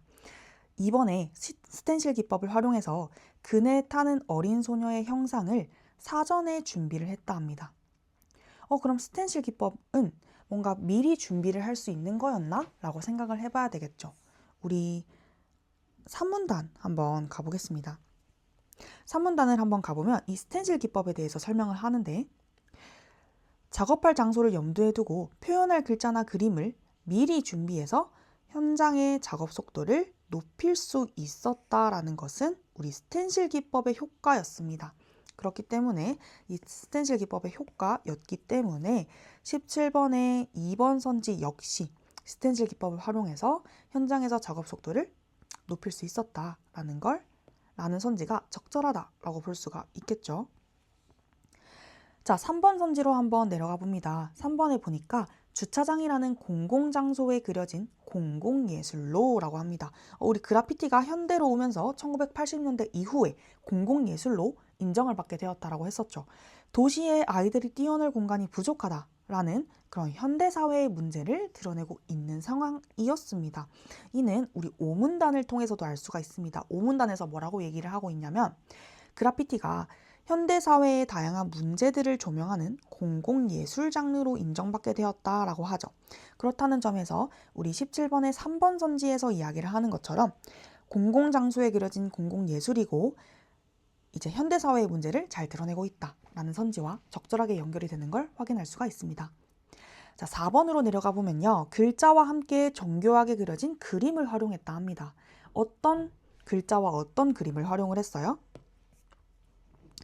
여기를 보면은 글자는 파크라는 글자를 썼죠. 그리고 그림은 그네를 타는 어린 소녀의 그림을 그렸습니다. 이를 활용을 해서 예술성을 높이면서도 대중들이 메시지를 쉽게 이해할 수 있도록 형상화하였다라고 했습니다. 자, 이는 우리 산문단에서 똑같이 확인을 해볼 수가 있습니다. 산문단에서 우리 스텐실 기법의 첫 번째 효과였죠. 예술성을 높이면서도 대중들이 이해하기 쉽게 메시지를 전달할 수 있었다라는 것입니다. 그렇기 때문에 4번 선지 역시 적절하다라고 볼 수가 있고요. 마지막 5번 선지를 보면은 파킹을 파크로 바꾼 표현 의도를 고려할 때 주차장이 아닌 다른 곳으로 옮기면 의미가 퇴색되는 장소 특정성을 지녔다. 우리 이거 공공장소, 즉 주차장이라는 공공장소에 파킹이라는 글씨가 있었고 그 파킹이라는 글씨를 파크로 바꿈으로써 어쨌든 그려진 장소가 주차장이라는 점에서 의미 완성에 크게 기여를 했다라는 점을 알 수 있습니다. 이를 통해서 장소 특정성을 가지고 있다라고 볼 수가 있겠죠. 자, 여기까지 15번에서 17번 문제를 풀이하는 지문이었습니다. 자, 여러분, 이제 마지막 지문입니다. 조금만 더 힘을 내서 우리 끝까지 한번 완주해 보도록 하겠습니다. 18번에서 23번 문제에 대응이 되는 사회 주제통합 지문이고요.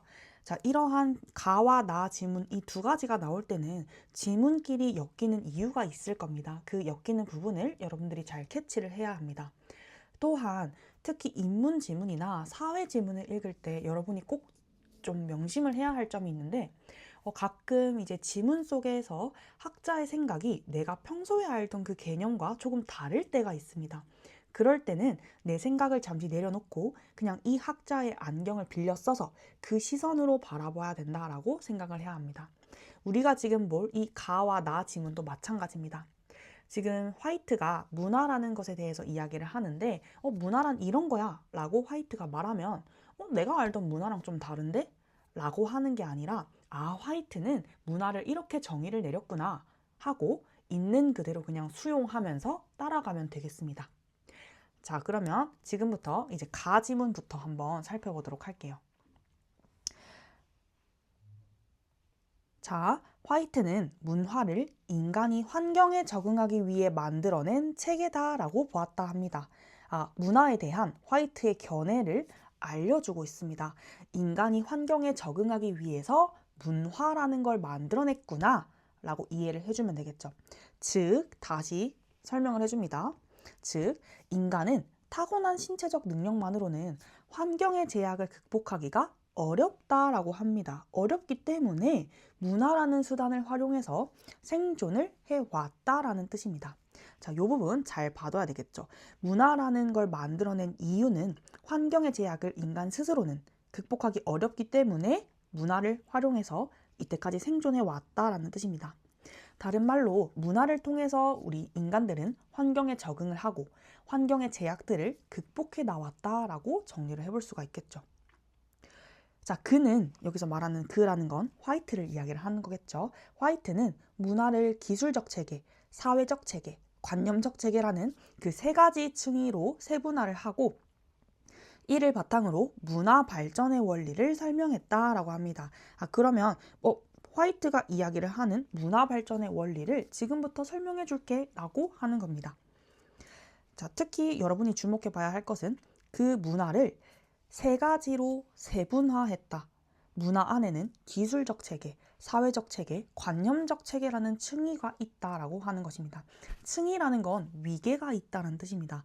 그러면 화이트는 문화를 세분화해서 층위로, 즉 위계적으로 나누었구나 라는 것도 알 수가 있어야 되겠죠. 이에 대해서 하나씩 이제 설명을 해주게 될 겁니다. 자, 이문단으로 한번 내려가 보면요. 기술적 체계는 이라고 하죠. 이제 하나씩 설명해 주지. 기술적 체계는 어떤 걸 이야기를 한대요? 인간이 환경에 적응하기 위해 사용하는 물질적인 수단을 의미한다라 합니다. 따라서 그냥 기술적 체계는 그냥 환경에 적응하기 위해 사용하는 기술이야. 즉 물질적인 수단이야 라고 이해하면 됩니다. 그리고 이런 기술적 체계는 문화를 결정짓는 핵심 요인이자 기반이 된대요. 기반이라는 것은 가장 기저에 깔려 있다는 거니까 기술적 체계가 세 가지 층위 중에 가장 하위에 있구나 라는 걸 알 수가 있습니다. 자, 사회적 체계는 그 기술적 체계를 사용하기 위해서 사회를 조직화하는 방식을 이야기를 한다 합니다. 기술적 체계가 새롭게 등장을 했을 때 그를 잘 사용하기 위해서 새롭게 사회가 뭔가 조직이 되면 그런 조직화되는 방식을 사회적 체계다라고 하는 거겠죠. 여기다 밑줄 한번 그어 두겠습니다. 어쨌든 지금 기술적 체계와 사회적 체계의 개념을 설명해 주고 있습니다.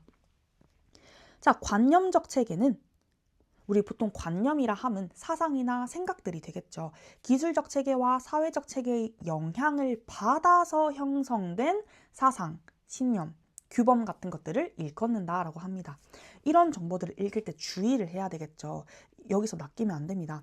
기술적 체계와 사회적 체계의 영향을 받아서 형성된 것이 바로 관념적 체계다라는 것이겠죠. 여기까지 이해가 됐을까요? 지금 이 문단에서는 기술적 체계, 사회적 체계, 관념적 체계에 대해서 먼저 설명을 해 주었습니다. 자, 여기서 한번 끊어보도록 할게요. 자, 오른쪽으로 한번 넘어가 보면 이 문단 계속 이어집니다. 화이트는 기술적 체계가 변화함에 따라서 사회적 체계와 관념적 체계가 잇따라 변화한다 라고 보았다. 여기 밑줄 쫙 긋도록 하겠습니다.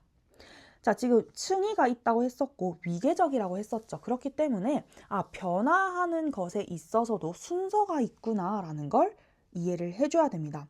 기술적 체계가 변화함에 따라서 사회적 체계가 잇따라 변하고 관념적 체계가 잇따라 변하게 된다라는 것입니다.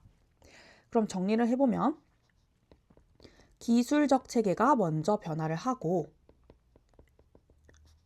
기술적 체계가 변화를 하면 잇따라서 사회적 체계가 변화를 하고 잇따라서 관념적 체계가 변화를 한다라고 하는 게 화이트의 견해입니다. 왜냐하면 여기서 화이트는 뭐뭐라고 보았다라는 건 화이트의 견해라는 뜻입니다. 자, 이걸 조금 더 구체적으로 설명하기 위해서 이렇게 예시를 들어주죠. 자, 물을 끌어 쓰는 기술을 활용해서 농사를 짓게 되었다 합니다. 그러면 물을 끌어 쓰는 기술을 활용해서 농사를 짓는다? 이거는 그러면 무슨 체계에 해당할까요? 무슨 체계일까요? 바로 기술이니까 기술적 체계에 해당하겠습니다. 기술적 체계가 변화를 하면 수확량을 늘리기 위해서 어떤 사회를 조직해요? 역할을 분담하는 사회를 조직하게 됩니다.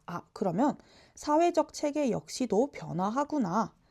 이에 따라서 이제 뭔가 역할을 분담하다 보니까 협력을 공동체의 덕목으로 삼게 되면서 상부상조하는 농경 문화가 정착이 되었다라고 하죠.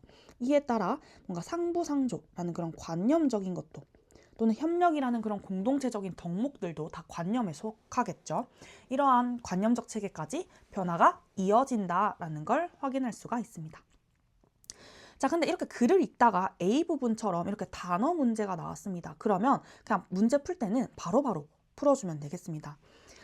A를 보니까 분담한다라고 하죠. 분담이라는 건 나눈다라는 뜻입니다. 역할을 서로 나누어서 한다라는 뜻인데 23번 문제 오른쪽에 보니까 바꿔쓰기에 적절하지 않은 것은 이라고 했습니다. A를 보니까 도맡는다라고 하죠. 우리 보통 도맡는다라는 건 혼자 책임을 이렇게 도맡아서 한다. 혼자 책임을 맡는다라는 뜻입니다. 그러면 A는 분담하는 거니까 나눌 분자를 써서 맡는 거겠죠. 그러니 나누어서 맡는다라는 뜻인데 도맡다라는 단어와 바꿔 쓸 수가 있을까요? 안 되겠죠. 그러니까 23번의 답은 1번이 되겠습니다. 자, 단어 문제 치고는 조금 쉽게 나왔는데 이런 경우에는 23번의 2번부터 5번 선지까지는 볼 필요도 없겠죠. 실제로 문제를 풀 때는. 그래서 23번의 답은 1번 체크하고 바로 넘어가도록 하겠습니다. 자, 3문단으로 한번 내려가 보도록 할게요. 다시 돌아와서 자, 3문단. 화이트에 따르면 모든 대상은 자연 법칙에 따라 유효하게 이용할 수 있는 에너지가 감소되는 방향으로 나아간대요. 그러면 자연 법칙에 따라서 뭔가 유효하게 이용할 수 있는 에너지가 있는데 모든 대상들은 그 에너지가 감소되는 방향으로 나아간다라고 해요. 하지만 이라고 하죠. 하지만 인간은 어떤 속성을 가지고 있다? 인간은 이러한 흐름을 거스른다라고 합니다. 여기서 말하는 그럼 이러한 흐름은 뭐지? 에너지가 감소되는 방향을 이야기를 하는 거겠죠. 이러한 흐름을 거슬러서 에너지를 활용해서 생명을 유지하려는 어떤 성향? 반엔트로피적 성향을 띈다라고 했어요. 그럼 반엔트로피가 뭐지? 라고 할 수 있습니다. 우리 밑에서 엔트로피에 대해서 설명을 하고 있습니다. 자, 엔트로피라는 것은 열의 이동과 더불어서 유효하게 이용할 수 있는 에너지가 감소되는 정도의 양입니다. 에너지 감소 정도를 엔트로피라고 하는데 그럼 거기에 돌이킬 반자를 썼죠. 반엔트로피적 성향이라는 건 에너지가 감소하는 방향으로 가지 않는다라는 뜻입니다. 다시 말해서 에너지가 감소하는 자연 법칙의 흐름을 거슬러서 오히려 에너지를 획득하고 활용해서 생명을 유지하려는 그런 인간의 성향을 반엔트로피적 성향이다 라고 보는 것이겠죠. 따라서 이 기억 부분에 잘 체크를 해두겠습니다. 밑에 있는 엔트로피의 주석에 달린 그런 개념과 연관지어서 한번 생각을 해보면 되겠죠. 자, 그에 따라서 인간은 에너지를 획득하고 이용하는 수단을 개발하면서 문화를 발전시켜 나갔다라고 합니다. 화이트가 문화가 발전시켜 나가게 되는 그런 과정을 인간의 그런 성향을 바탕으로 설명을 하고 있었습니다. 자, 4문단으로 한번 내려가 보겠습니다. 화이트는 문화 발전의 보편적 원리를 E 곱하기 T는 C라는 공식으로 나타냈다 합니다. 지금 4문단에서는 문화 발전의 보편적인 그 원리에 대해서 설명할 건데 이를 E 곱하기 T는 C라는 공식으로 설명할게 라고 하는 겁니다. 그럼 이 공식이 구체적으로 어떻게 도출이 되었는지 이야기를 해주겠죠. E는 1인당 연간 동력화한 에너지의 양이다 라고 했어요. 어려운 말들이 좀 있습니다. 그럼 동력화가 뭘까라고 궁금할 수가 있습니다. 동력화는 사람이 하던 일을 기계의 동력을 이용해서 기계가 대신하도록 바꾸는 걸 동력화라고 합니다. 그러면 옛날에 사람들이 직접 삽질을 해서 밭을 일구던 그런 시대와 지금 트랙터를 이용을 해서 밭을 일구는 그런 시대를 비교해보면 1인당 연간 동력화한 에너지의 양은 현재 트랙터를 사용하고 있는 상황이 더 크게 되겠죠. 그만큼 이제 문화가 발전했다라는 뜻입니다. 그 다음으로 T는 에너지를 이용하는 기술적 체계의 효율성이다 라고 했어요. 예를 들어서 똑같은 양의 석유를 사용을 하더라도 엔진 효율이 더 높은 경우에 더 많은 일을 할 수 있고 더 멀리 갈 수 있습니다. 그렇다는 점에서 기술적 체계의 효율성도 문화 발전의 원리를 설명하는 데 필요한 요소다라고 하는 것입니다. 보면은 E라는 것은 에너지의 E가 되겠고요. T라는 것은 테크놀로지, 즉 기술의 T가 되겠습니다. 그러면 E 곱하기 T는 C다라는 건 이제 기술적 체계를 고도화하면 E와 T가 높아지니까 이렇게 문화가 발전하게 된다라는 뜻입니다. 여기에 밑줄 하나 쳐두도록 하겠습니다. 자, 기술적 체계를 고도화하면 E와 T가 높아지겠죠. 당연히 삽질할 때보다 트랙터라는 그런 기술을 사용을 할 때 에너지의 양은 더 높아지고 그만큼 기술적 체계의 효율성도 높아지게 됩니다. 이렇게 높임으로써 문화가 발전한다라는 뜻이 됩니다. 자, 이는 문화가 인간이 자연으로부터 얻은 에너지의 양과 에너지를 효율적으로 동력화할 수 있는 정도. 여기 묶어둬야 되겠죠. 인간이 자연으로부터 얻은 에너지의 양, 그리고 그 에너지를 효율적으로 동력화할 수 있는 정도. 이것에 따라서 발전한다라는 뜻입니다. 자, 이제 어쨌든 화이트가 이 공식을 통해서 말하고 싶었던 핵심은 문화는 에너지가 늘어나거나 또는 기술이 좋아질 때 조금 더 효율적으로 일을 할 수 있게 됐을 때 문화가 발전한다라는 걸 이야기를 하고 싶은 겁니다. 따라서 E와 T를 곱했을 때 만들어진 그 C라는 결과물이 높을수록 더 어떤 문화라고 볼 수 있나요? 더 진화된 문화라고 볼 수가 있겠죠. 자, 여기까지가 가에 대한 설명이었습니다. 이런 주제통합 지문을 읽을 때는 가와 나를 모두 읽은 다음에 푸는 게 아니라 가까지 읽고 가를 읽고 풀 수 있는 문제 먼저 풀면 되겠습니다. 따라서 우리 지금 18번에서 22번, 23번 사이에서는 이제 19번 문제를 풀 수가 있습니다. 가의 세 가지 층위에 대한 이해로 적절하지 않은 것은 이걸 먼저 한번 풀어보도록 하겠습니다. 세 가지 층이다라는 것은 우리 앞에서 이야기를 했었던 여기 기술적 체계, 사회적 체계, 관념적 체계라는 그 세 가지 층위를 이야기를 하고 있습니다. 자, 이것에 대한 이해로 적절하지 않은 것은 이라고 해서 세부 내용을 일치불일치하는 문제였죠. 자, 1번부터 한번 보겠습니다. 기술적 체계는 인간이 환경에 적응하기 위해 사용하는 물질적인 수단이다 라고 했어요. 그럼 이거는 가에서 이 문단을 통해서 다시 한번 확인을 해보면 됩니다. 이 문단을 가보면 기술적 체계는 뭐라고 하고 있나요? 인간이 환경에 적응하기 위해 사용하는 물질적인 수단이다 라고 그대로 개념이 적용이 되어 있는 걸 확인할 수가 있습니다. 그렇다는 점에서 19번의 1번은 적절하다라고 볼 수가 있겠죠. 자, 2번 선지로 내려가 보면 사회적 체계는 기술적 체계를 사용하기 위해 사회를 조직화하는 방식이다 라고 했어요. 지금 이 사회적 체계의 개념도 잘 파악을 했었어야 됐죠. 기술적 체계를 사용하기 위해 사회를 조직화하는 방식이다. 자, 지금 지문에 있는 내용이 이렇게 선지에 그대로 적용이 되는 걸 확인할 수가 있습니다. 2번도 적절하죠. 3번, 관념적 체계는 사회적 체계를 수립하기 위한 조건으로 작용하는 층이다 라고 합니다. 자, 이 문장을 잘 봐야 되죠. 사회적 체계를 수립하기 위한 조건으로 관념적 체계가 작용을 한다는 것은 관념적 체계가 먼저 일어나야 된다는 것입니다. 그런데 우리 세 가지 층위는 잇따라서 변화한다라고 했었죠. 어떤 순서로 변화한다 했어요? 기술적 체계가 변화한 다음에 사회적 체계가 변화하고 사회적 체계가 변화에 따라서 관념적 체계까지 변하게 된다. 따라서 관념적 체계는 사회적 체계의 수립 위한 조건으로 작용한 게 아니라 사회적 체계의 영향을 받아서 형성된 것이다 라고 봐야 되겠습니다. 그렇기 때문에 3번은 적절하지 않구나 라는 걸 확인할 수가 있습니다. 여기다가 고쳐서 한번 적어볼게요. 관념적 체계는 사회적 체계 그리고 기술적 체계 그 체계의 영향을 받아서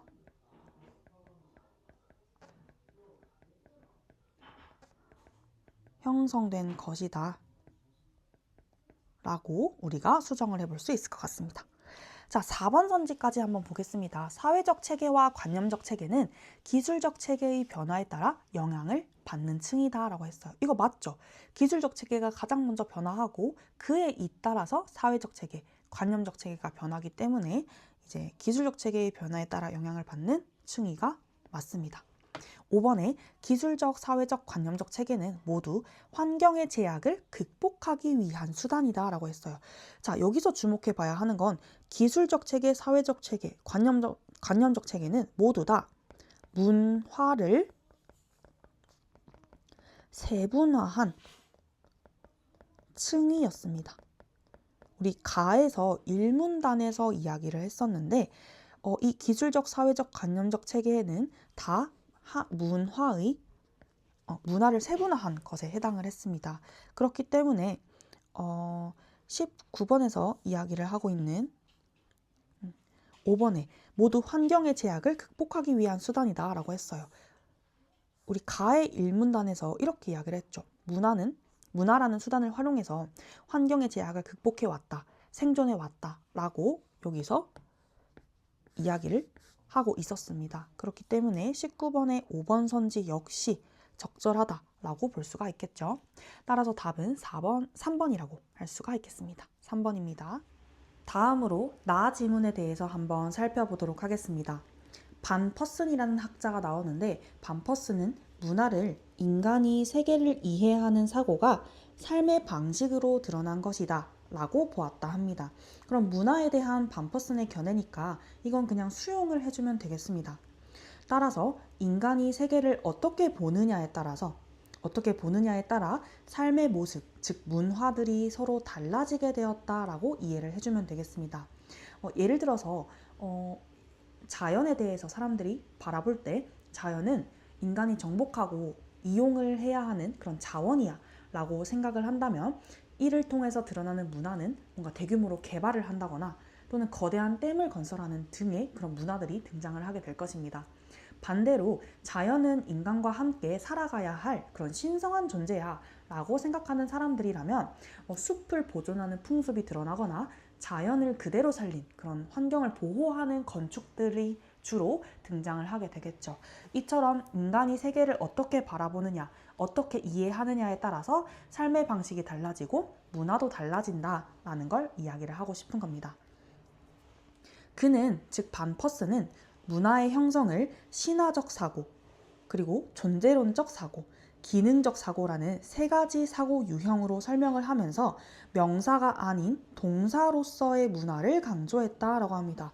그러면 명사가 아니라 동사로서의 문화? 그게 뭐지? 라고 생각할 수가 있습니다. 그럼 우리가 명사와 동사의 특징을 한번 뽑아보면 되겠습니다. 보통 명사는 책상이나 사과처럼 뭔가 고정되어 있는 그런 상태를 이야기를 하죠. 반면에 동사는 어때요? 뭔가 움직이는 특성이 있습니다. 따라서 문화는 그럼 고정된 것이 아니라는 뜻인가? 라는 것까지는 한번 생각을 하고 넘어가야 되겠습니다. 자, 니은에 대해서는 뒤에서 이제 조금 더 뒤에까지 한번 읽어보고 그 다음에 이제 니은의 정확한 의미에 대해서 한번 더 살펴보도록 할게요. 자, 어쨌든 문화의 형성을 신화적 사고, 존재론적 사고, 기능적 사고라는 그 세 가지 유형으로 나누어서 설명하고 있기 때문에 이에 대해서 다음 문단부터 조금씩 자세하게 설명을 해주도록 할 겁니다. 자, 이 문단으로 한번 내려가 보면요. 반퍼슨에 따르면 신화적 사고란이라고 해요. 반퍼슨이 이야기를 하는 신화적 사고의 개념이니까 이것 역시도 그냥 아 그렇구나 하고 수용을 해주면 됩니다. 세계를 인간이 압도하는 거대한 힘으로 여기고 그 힘에 상징적인 의미를 부여를 함으로써 삶의 질서와 안정감을 확보하려는 사고 방식이다라고 합니다. 구체적으로 어떻게 상징적 의미를 부여하고 삶의 질서와 안정감을 확보하려는 걸까? 라고 궁금할 수 있겠죠? 따라서 추가적으로 뭔가 뒤에 부연 설명을 해주고 있습니다. 예를 들어줍니다. 기우제라는 걸 지내는 문화는 비가 내리는 일을 초월적 존재 의지에 따라 일어나는 현상이라고 생각을 한다 합니다. 아, 여기서 이 생각이라는 단어 보이죠? 우리 앞에서 얘기했던 인간이 세계를 이해하는 사고, 이거를 이야기를 하는 겁니다. 기우제, 제라는 거는 제사를 지내는 거죠. 비가 내리길 기원하는 제사입니다.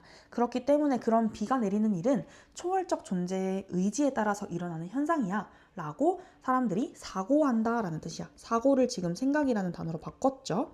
자, 이를 통해서 어떤 걸 하는 거예요?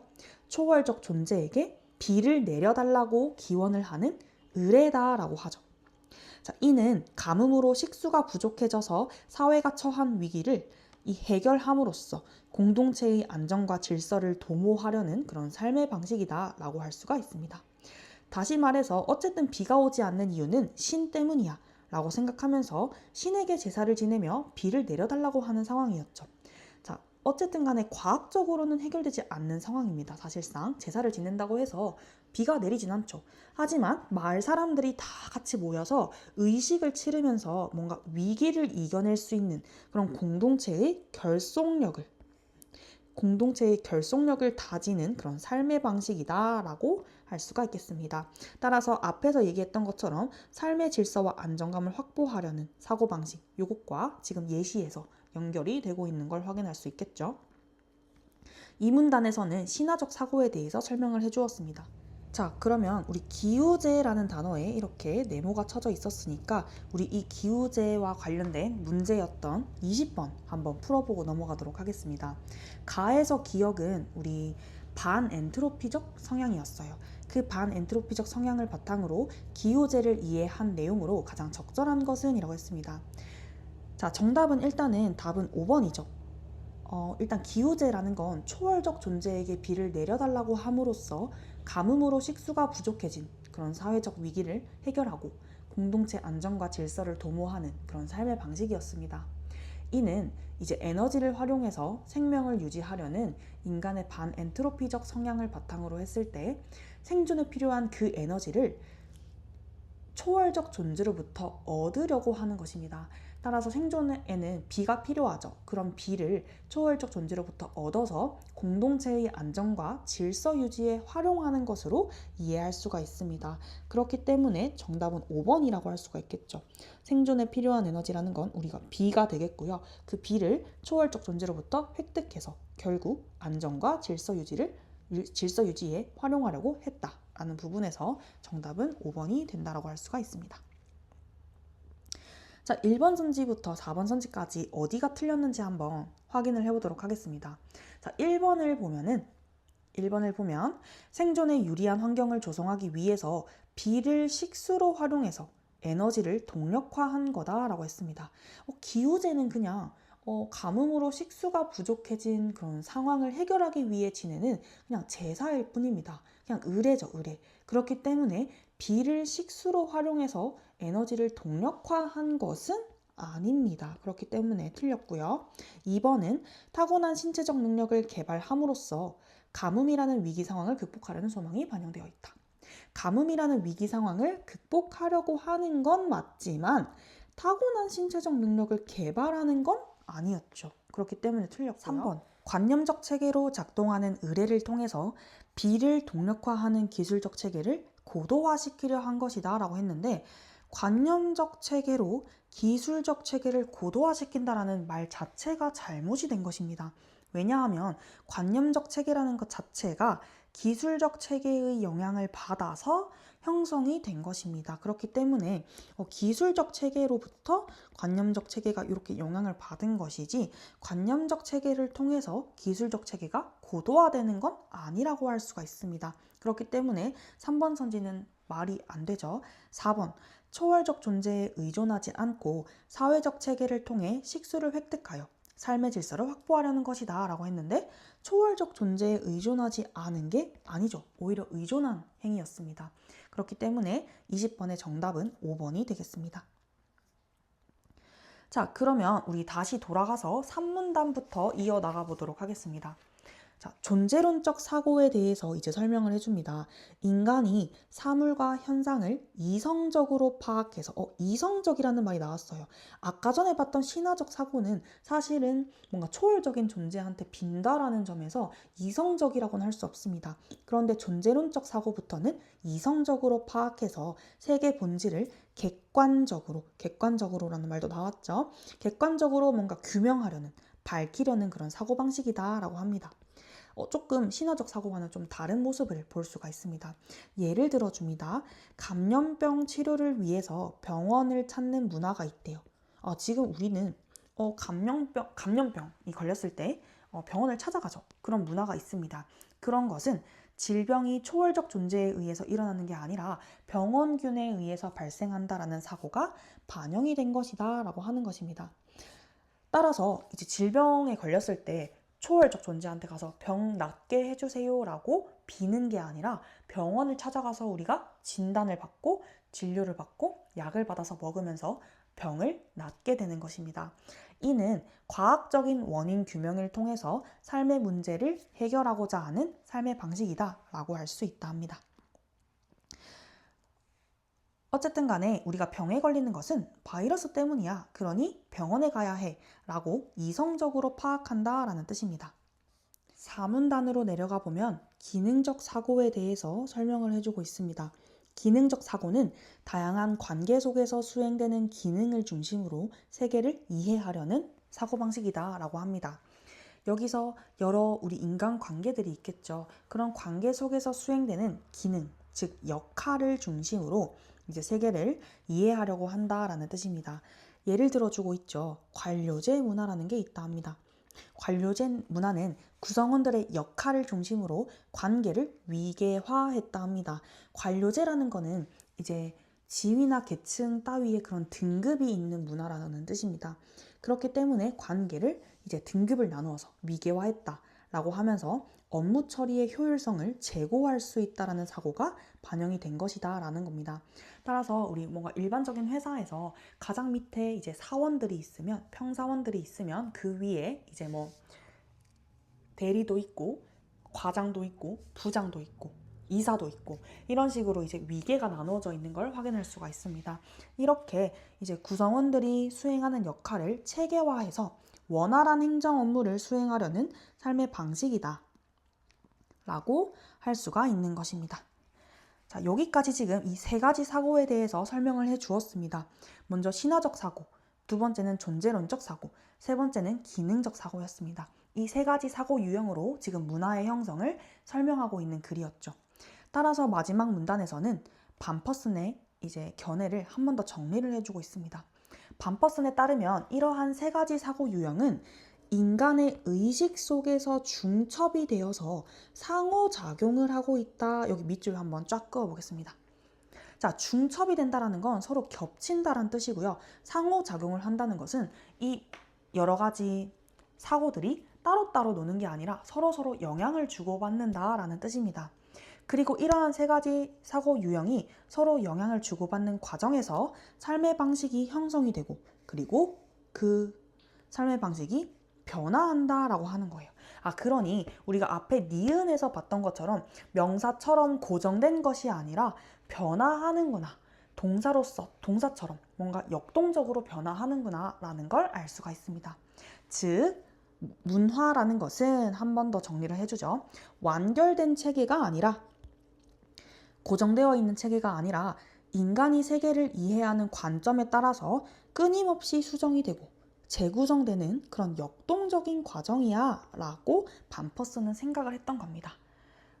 지금 빨간색으로 밑줄 친 부분이 우리 1문단에서 이야기를 했던 니은의 동사로서의 문화와 지금 일맥상통하는 이야기죠.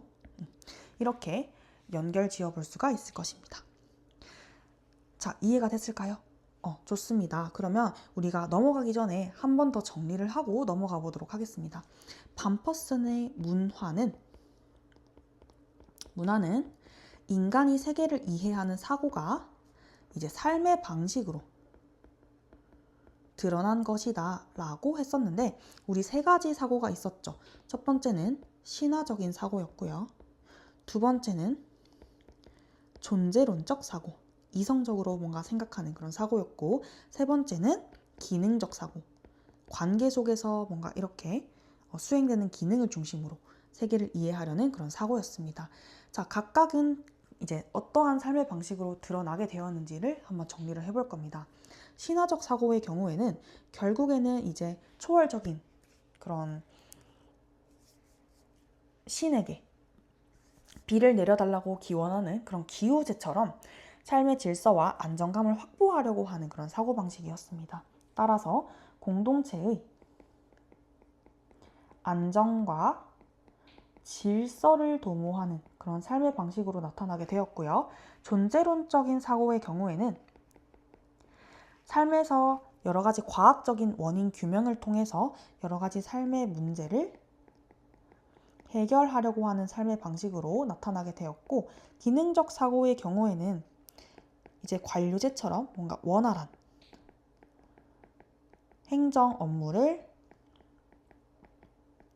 수행하는 삶의 방식으로 나타났다라고 정리를 해볼 수가 있을 것 같습니다. 자, 그러면 우리 이제 넘어가서 문제풀이 한번 이어나가 보도록 하겠습니다. 자, 18번 문제부터 한번 보겠습니다. 가와 나에 대한 설명으로 가장 적절한 것은 이라고 했는데, 자, 이 문제 같은 경우에는 이제 글의 구조, 글의 화제를 찾아야 하는 그런 문제이기 때문에 정답만 빠르게 찾는 문제입니다. 글의 설명 방식을 한번 파악을 해보면 정답은 1번이 되죠. 1번. 자, 가는 문화 발전의 원리, 즉 화이트가 제시한 문화 발전의 보편적인 원리를 E 곱하기 T는 C다 라는 그런 공식으로 이제 이야기를 하고 있는 글이었고요. 나의 경우에는 반퍼슨이 제시한 문화를 형성하는 세 가지 사고 유형, 이것을 이제 설명을 하고 있는 글이었습니다. 따라서 답은 1번이 되겠습니다. 나머지 선지들은 다 틀린 선지이기 때문에 넘어가 보도록 할게요. 자, 우리 19번은 아까 전에 풀었으니까 21번으로 한번 넘어가 보도록 하겠습니다. 자, 나의 니은이 의미하는 내용으로 가장 적절한 것은 이라고 했어요. 이 21번 역시도 정답만 빠르게 찾는 문제였습니다. 의미를 추론하는 문제였죠. 일단 21번의 정답은 5번이 되겠습니다.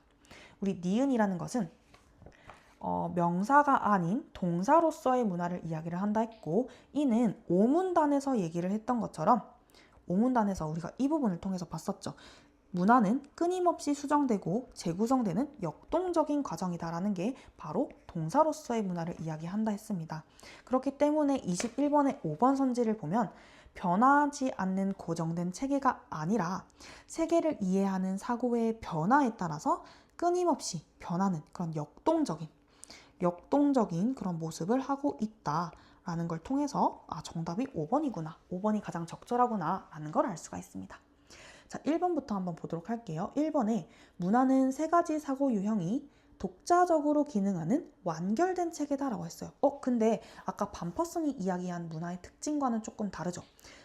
독자적으로 기능한다라고 하지도 않았고요. 완결되었다라고 하지도 않았습니다. 그렇기 때문에 1번은 틀렸고요. 2번, 문화는 자연 법칙에 변하지 않는 속성을 탐구함으로써 세계의 고유한 특징을 재해석할 수 있다라고 했는데 이러한 내용은 우리가 글을 통해서 찾아볼 수가 없었습니다. 언급하고 있지 않았기 때문에 적절하지 않다라고 할 수가 있겠죠. 자, 3번에 문화는 과거의 정적 삶의 방식에서 벗어나 현대 사회에 맞게 역동적으로 변화할 때 가치가 있다라고 했습니다. 그런데 나아글에서는 문화의 가치를 언급하고 있지 않았기 때문에 그런 가치가 있다라는 이야기는 없었죠. 그리고 니은이 의미하는 내용도 아니었습니다. 자, 4번에 문화는 지역의 환경에 따라 형성된 특수성을 지니므로 특수성에 대해서 언급을 했었나요? 언급을 하고 있지 않았습니다. 특수성에 따라서 각 사회 정체성이 형성된다. 형성하는 데 기여한다 라는 말은 이 글에서 찾아볼 수가 없었기 때문에 정답은 5번이라고 할 수가 있겠습니다. 22번 문제입니다. 가의 화이트와 나의 반퍼슨의 관점에서 다음을 이해한 내용으로 적절하지 않은 것은 이라고 해서 구체적인 상황에 적용을 하는 문제였습니다. 1번 선지부터 한번 볼게요. 자, A, 즉 화이트 입장에서 먼저 판단을 하고 있습니다. 자, 대규모 도시 개발로 땡땡시가 분수의 물 공급을 중단했다라고 합니다. 그러면 이 네모 박스, 즉 보기에서 물 공급을 중단했는가라는 걸 확인해 보면 되겠죠. 처음에 이제 분수를 건설을 했었는데 1943년에 대규모 도시 개발로 시민들이 이용하는 물이 부족해지자 물 공급을 중단했다라고 합니다. 물 공급을 중단했네요. 자, 이것은 자연으로부터 얻은 에너지를, 자, 어떤 에너지를 얻었어요? 우리 물이라는 에너지를 얻었었죠. 근데 이 물이라는 에너지를 분수에 효율적으로 활용하는 기술적 체계가 변화한 것이다 라고 했습니다. 그런데 지금 1943년에는 그냥 분수의 물 공급을 중단한 것 뿐입니다. 그런데 이 물을 뭔가 효율적으로 활용하는 기술적 체계가 변화한 것과는 무관한 거겠죠. 그렇기 때문에 1번부터 틀린 답이었습니다. 따라서 이 뒷부분 내용이 틀렸기 때문에 22번의 답은 1번이 되겠습니다. 그냥 공급을 중단한 것이지 그 물을 분수에 효율적으로 활용하는 체계가 변화한 것은 아니라고 볼 수가 있습니다. 자, 그 다음에 2번 선지도 이제 다 맞는지 적절한지 한번 확인을 해볼게요. 자, 전기를 이용해서 분수에 더 많은 물을 공급함으로써 도시 경관이 개선이 됐다 합니다. 이거는 우리 보기를 통해서 확인을 해볼 수가 있겠죠. 1969년에 전기를 동력으로 사용함으로써 당연히 이전보다 더 많은 물을 공급할 수 있었겠죠. 전기로 이렇게 물을 끌어당기는 거니까. 그렇게 하게 되면서 분수의 규모도 커지고 도시 경관이 개선이 됐다라 합니다. 그럼 앞부분 내용은 맞네. 그쵸? 자, 동력화한 에너지의 양이 증가했다라고 합니다. 전기를 동력으로 사용을 함으로써 이전보다 더 많은 물을 공급했잖아. 그러니까 동력화한 그 에너지의 양은 증가하게 되었죠. 이렇게 증가함에 따라서 문화 발전 정도는 어떻게 된 거예요? 높아지게 됩니다. 왜? 도시 경관이 개선이 되었으니까.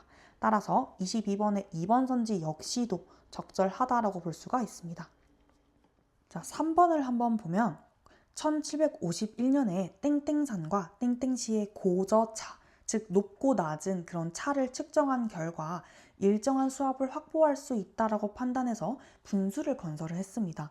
그렇게 분수를 건설한 것은 세계를 이성적으로 파악하려는 존재론적 사고가 반영된 것이다 라고 했어요.